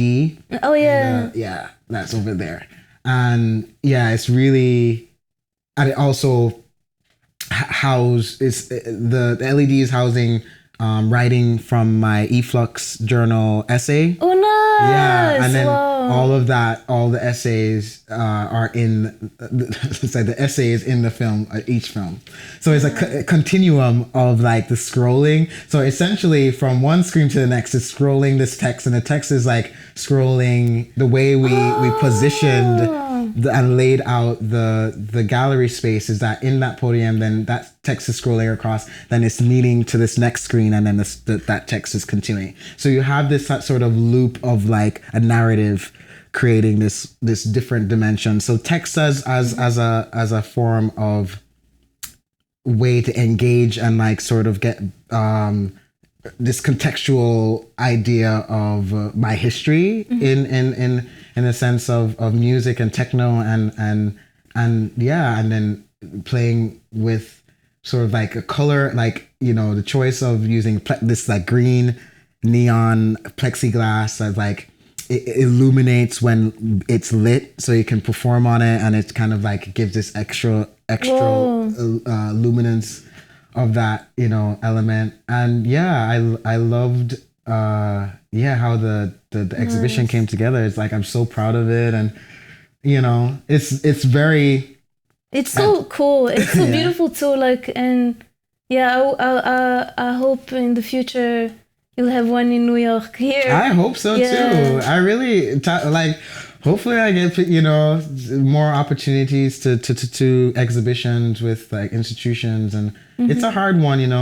Like I thought that our when they offered it to, I was like, oh really? That's crazy, because that's some real radical curation. These institutions don't take risks. but they took a risk, and it was a good one. But I think because you have the vision, and it's like it's like everything is here. It's like everything is laid out. Someone would be stupid if they don't, what I mean? So I feel like, I think slowly now, because things are changing, like maybe institutions are like, I feel like in the past maybe they would only feature like their connections or whatever. But now slowly it's like, not their like rich people, like nepotism, like, I give you 10K. Like you put my my niece on. No, it's great. This is text. I was like, that scrolls across. This is one of the films, the performance film, and it's like that I put together the whole so put film editing in my repertoire now. using Premiere Pro for this one. Like literally really taught myself Premiere Pro like really quickly, because I used to use Final Cut X and Final Cut Pro, and I just like I know that Premiere Pro is a standard now, so I was like, let me just like learn it. It's not too bad. Like I used After Effects for the promotion design for like I did an animation for it. Like I didn't send you the clip of that, but I have this thirst. I have this like because I don't get to scratch the visual art bug as much. I don't get asked to do visual artwork on pieces, and because music has occupied a lot of space. But I want to get to the point. Let's talk about fake. Like what I want to do with Fake Accent. I feel like I want to create sort of like what is it, like not a media company, but like a creative company, where I could do visual promo, some graphic design stuff, as well as like film, because film scoring is one of the biggest things that I would like to pursue. Like I did a film score for a very experimental film during the pandemic. I think it's like doing its rounds with like art fairs right now. And I did one score for a Calvin Klein campaign. Oh, nice. Not last year, but the year before. And I just like would love to do more of that. It's like, my work and sound is quite cinematic, quite like large, and but just being able to this my film and this exhibition really was amazing. Like I'm not gonna lie, it's like I went off, and I really would love like for to be able to do something in New York like, because it was like Omai is like up in Hudson, upstate, so it's a bit inaccessible in terms of getting there, but doing something in New York would be the goal, would be the ideal. I'm sure, fingers crossed, but I know it's like when you feel the energy, like things will happen. As we say, inshallah, but it's a feeling. And also, I don't know, I think that now I think you're setting up this new, maybe not vision, but like this new statue, like in the art world, that might be the future. Like I think it will be the future where people will also consider musicians as, because music is art, so why it can't it be? Absolutely is. And as you said, many musicians have background in visual arts, so why can't they express themselves? Yeah, there shouldn't be. It's so funny. It's like there really shouldn't be any form of limitations for art. It's art, you know. So if we, you know, there's so much dimension to work with. So yeah, why limit? Why limit? We were chatting about this a little bit off camera, but yeah, I feel like because the art world is wrapped up in capitalism a little bit as well, in the sense where it needs to sell. You know, the collectors, they need to sell to a collector. They need, you know, they're like, how do we collect sound? I'm like, no, you don't collect sound. You just experience it, you know? So in the performance, I think in this sense where we look at like film, you know, like a film installation, like there's very, you know, I'm interested in doing more sculptures and like having audio attached to the sculptures. And, you know, there's artists that work in, you know, like Kevin Beasley does I think sound sculptures, and there's other artists that work in that. I think Akeem Smith it has right. It has a sound sculpture with now. Video. Right now. Right, like had done the Red Bull gallery, did an exhibition with Red Bull, and then that was amazing. And then I think he's also has a sound exhibition in Europe, in Berlin, I think. But yeah, it's well, Akeem is so cool because he's Jamaican as well, and definitely wraps up the culture in like it's elevating. You know, it's like it's taking our culture and like elevating it into these different spaces to present to people who, you know, view us in a maybe like, or might view us in a very limited sense. Like I would say. We didn't cover a lot of the trials and tribulations, but like, you know, it was tough to tour in Europe for the years that I was touring. You know, like I got horrific stories, you know, when I was traveling on my Jamaican passport, and like what I was subjected to, you know, with border, you know, policies, and like there were.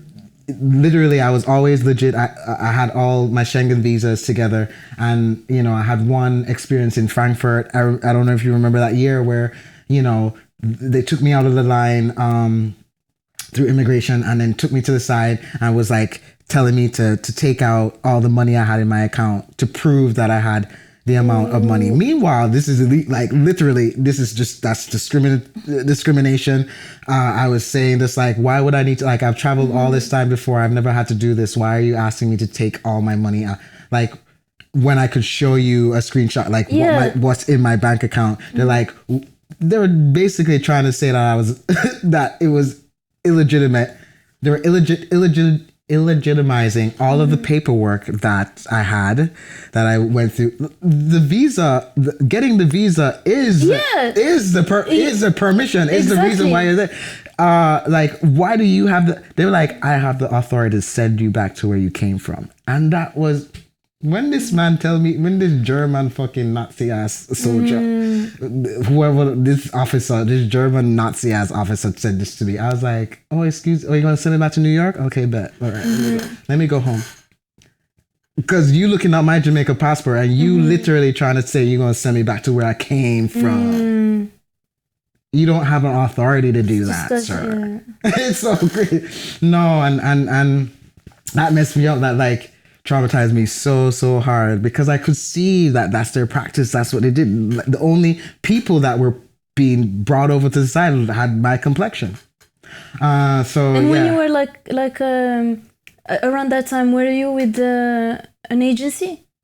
Yeah, so I wasn't with the bigger agency that I am with now. I was a smaller boutique agent. It was a shit agent, actually. It's an agent that, and I'm gonna put him on blast, because that's also a big part of how predatory this field is in terms of music that I've heard, you know, where this person is still working in this industry and I don't know why and how. Like, this person has robbed so many queer, Black, and trans artists out of their, you know.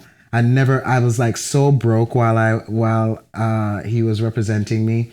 Also, he had represented Juliana and other, you know, Mike Q and other artists, and like, you know, that's enough information to let you know who I'm talking about, you know, so I don't get sued or whatever.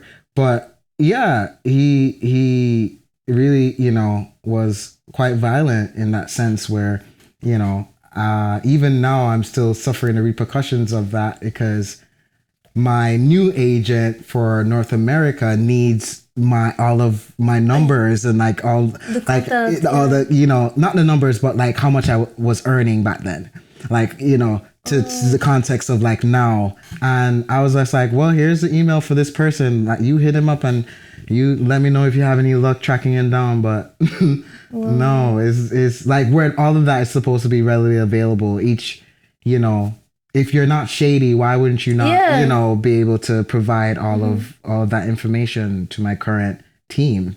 So yeah, it's a lot. Yeah, to dig ourselves, like, it's just constantly have to dig yourself out of the holes that people try to, you know, prey on you and put you in, and like, you know, you're just trying to make it, you know, you're just trying to expand on your reach. You know, you're trying to tour, you're going to Europe for the first time, you're doing all, like, everything is like, my team right now is fab, like, everybody's fab. I finally have a solid team. It's just the team, you know, it's like all of the hiccups and the stuff that happened, like, I'm suffering for that now. All of the things that mismanagement has done in the past are affecting me now. And it just really sucks because it's really great that I realized that anything I had full control over is fine. I have full control where I'm at, based off in New York. I have full control. I've always had full control over what I did in New York because this is my home base. Yeah. This is what I built up from 22 years. So nobody could take that from me. So none of that is messed up. Everything else all over is messed up. You know, I'm just like, well, who was in charge of that? It wasn't me. I you know what I'm saying? So it's so funny that, like, when I'm in charge of my own shit, and like when I'm running my shit, it's solid. My name's solid here in New York City. Shout out to New York. Yeah. Shout out to New York. I love y'all. I love my city. Yeah, shout out to New York. And last question. Like, what's next? Any upcoming project releases? Yeah. Yeah. Oh, this has been so amazing. Yeah. What's next? I feel the next album. I'm currently working on my next album, and big one. So I just did a big live show for National Sawdust. That was pretty curated by Kiana Meekles. Nice. Who is an amazing writer, works with RA. And upcoming for the summer, I'm gonna do the Buffa music festival. Art festival. Doing the residency out there. That's in Fire Island. I'm very, very excited about that. It's legendary. It's iconic. Yeah, this is the first time I'm not gonna be going to Europe, which feels nice in a way. I'm slightly sad in terms of like them being like, oh, you're done. You don't have, you know, your project didn't do well. But no, it's with me always. It's like I'll come 10 times harder. You know, that album was such the sweet side of me. You know, it's like I was like, y'all not. No, it's rage. It's giving rage now. It's giving like how you have the audacity to fuck my shit up. Watch me come back even harder. I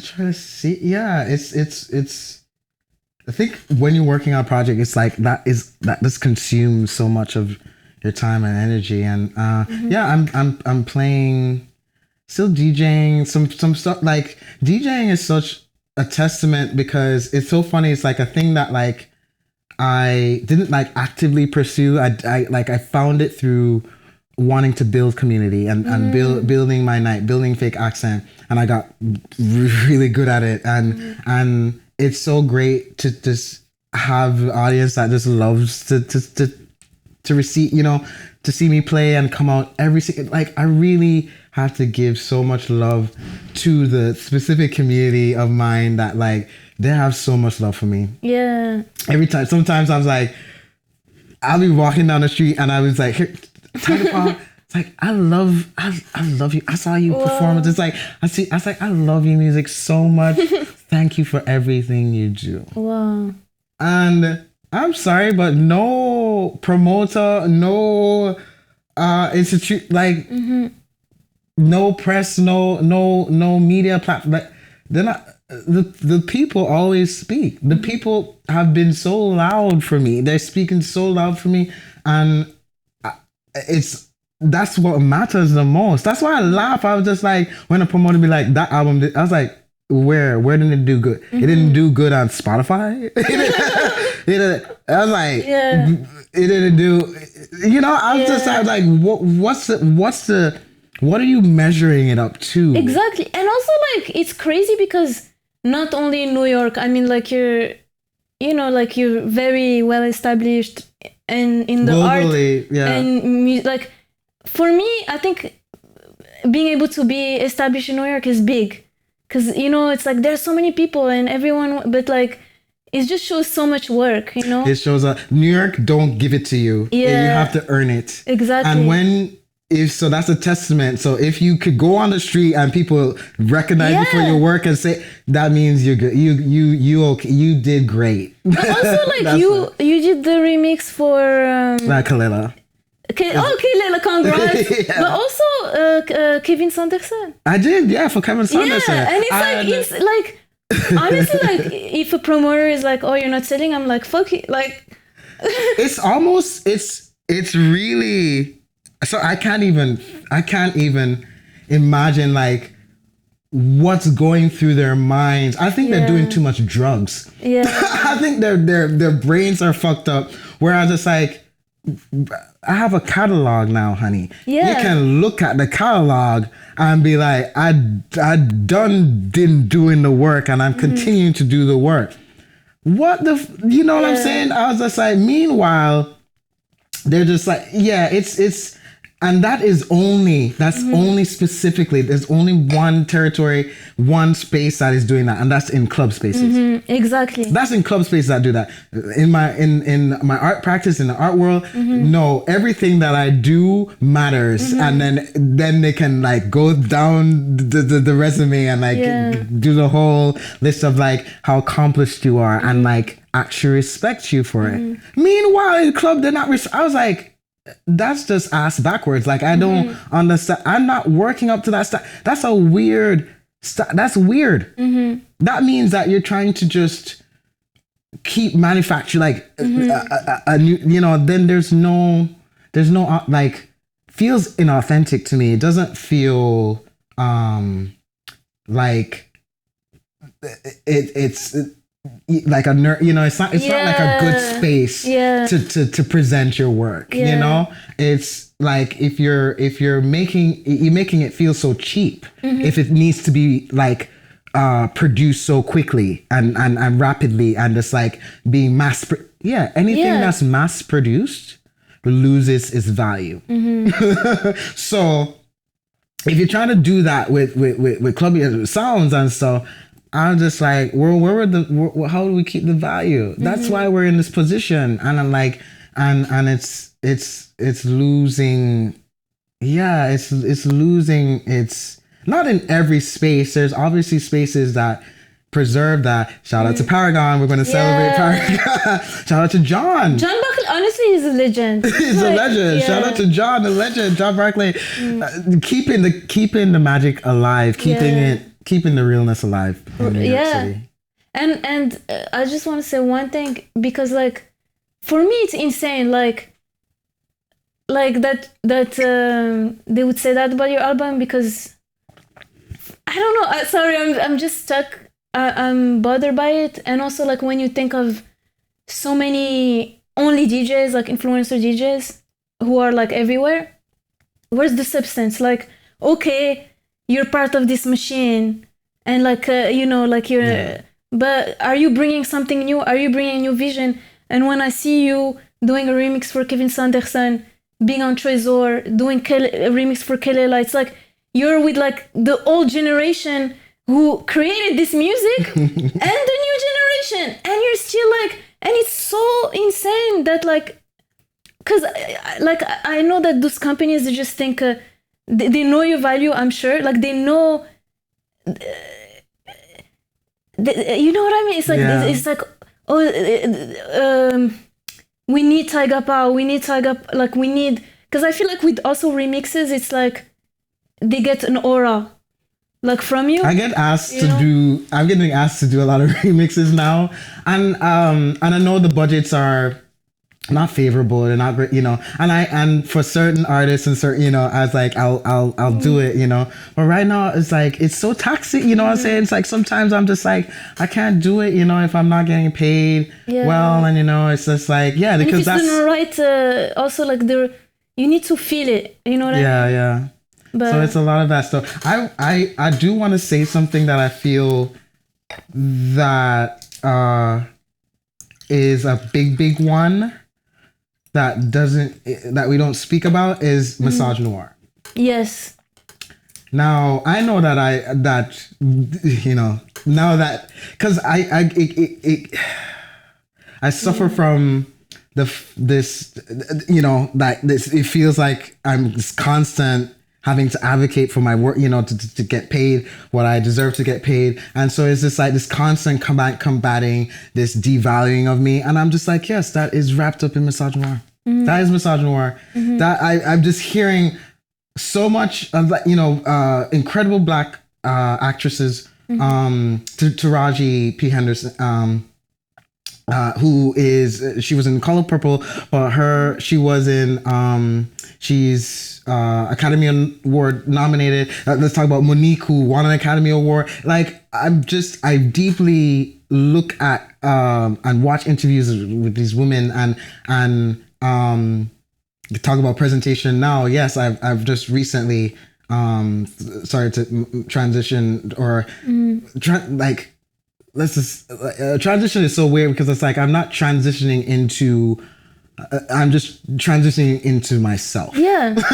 So it's like I still embody very much a womanhood, who I am as a woman, and embody, myself as a person. And I will never abandon the woman in me, because 40 years of having to experience what it is to be viewed as a Black woman, and then all of the evidence of being subjected to the devaluing, and that's what I'll always speak very loudly about. Like, that is one of the reasons. Like, they won't,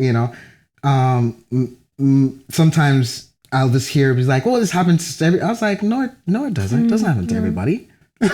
Everybody's like, there's certain people that are doing quite fine, and they, but certain people who are also, if they're not here, if they're not in the States, right? Like, I even look at some of as like people that I know are so gifted and talented Black women. They're not where they're supposed to be. There's so much of that. I just and I just don't see any sort of alleviation of that. Like, there's no active change happening. There's just like a momentary performative thing that will happen, and then nothing, and so in a situation where I've always, I know when people want to relate to, but sometimes I feel like it's just where the challenges is that, like, we just we need to just support. It's like show up, support. If you really and truly like love the artist that you love, if the artist happens to be a Black woman, pour into her. But also, if the artist is non-binary and like absolutely non-binary and Black and queer, support them even harder, because that is like, so imagine Black women are just being overlooked, devalued. Then they don't, you know, somebody who's non-binary, like they're not even on the radar. They're not even being acknowledged in any as a human. So yeah, next steps for me is just tearing out, mashing up the whole thing and rebuilding, mash up the thing, man. Dismantle the patriarchal fuckery. It's so exhausting. What and the reason why I can say this so loudly now, because as I'm presenting now, the gag is the treatment that I get now. I'm so visible. Just on a, I'm not even talking. I'm not talking like me as a TYGAPAW. I'm talking me as Dion, like in the world, like how I show. Yeah, when I'm walking around, how I was ignored. I was very, very much invisible. And now how visible I am in the world, like men are constantly like looking at me, women, like I'm very, very visible. I go to airport, I get a completely different type of treatment. Oh, one of the treatments that I get now is, in the past, I was running late for a flight, and like they were closing. I had time, but they were like telling me, "Oh, I'm sorry, we're closing the gate. We're not closing the gate. We're closing the counter. We can't check you in." And I was like, "Yo, you gotta check me in, please, please, please." Then they're like, "You can talk to customer service over there." So I'm running. I was just like, I was ready to just, because I knew what was going to go on. I was like, I'm ready to just rebook this flight. Because I have to make it. I have to make this. And the woman's just like, "How many bags you have?" I was just like, "One bag to check in." I was like, "All right, come on, I got you." You know what kind of privilege that's giving? That's giving a perceived male privilege. Another thing about my luggage was the weight thing. And then they're like, "Oh, okay, next time, just don't, you know, don't." I've had overweight luggage all the time and had to pay that fee all the time. This time around, we'll waive it. Don't worry. I was like, whoa. So yeah, stop this. Yeah. Patriarchy, fuck it. Dismantle that shit. Because if you're not gonna have certain privilege for everybody, then nobody should have it. Exactly. Nobody should have it. So now, when it's speaking very loudly to me and like I'm presenting, I'm just like, well, all the things that I thought and I was feeling and all the microaggressions were true. Yeah, misogynoir, it's very, very real. It happens. And it happens very loudly, and it's very, very violent. And it needs to end. And we need to care deeply for women across the board, but particularly care for Black women. So, yeah. And I love to end it on that high note. Yeah, it's so true. I think it's important to keep on saying it, because like people are like... sometimes they play the deaf, you know, and I think it's important to like, yeah, I don't know, but sorry, I lost track of what I wanted to say. I'm sorry.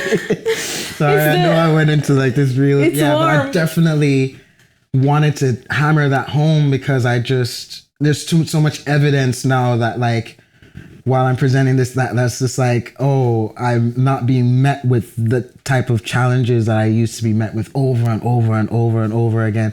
And the biggest thing that has changed is physically I've changed. So but my brain is still the same. My emotions are still, I'm still who I am. And that's to have, because I joke to, my manager, I was just like, my brain is still very much a woman. I still have a Black woman brain. Well, I'm in this body, so that already tell you, I was like, oh, some shit, like we're gonna dismantle them some shit from this point. Like, because I will always use this side like for good, and I'll always, because we just need more good people in the world. Honestly, it's so sad to see what's happening, and I'm just like, yeah, because we don't have enough good people in power. Yeah, we need to exactly. We don't. Yeah.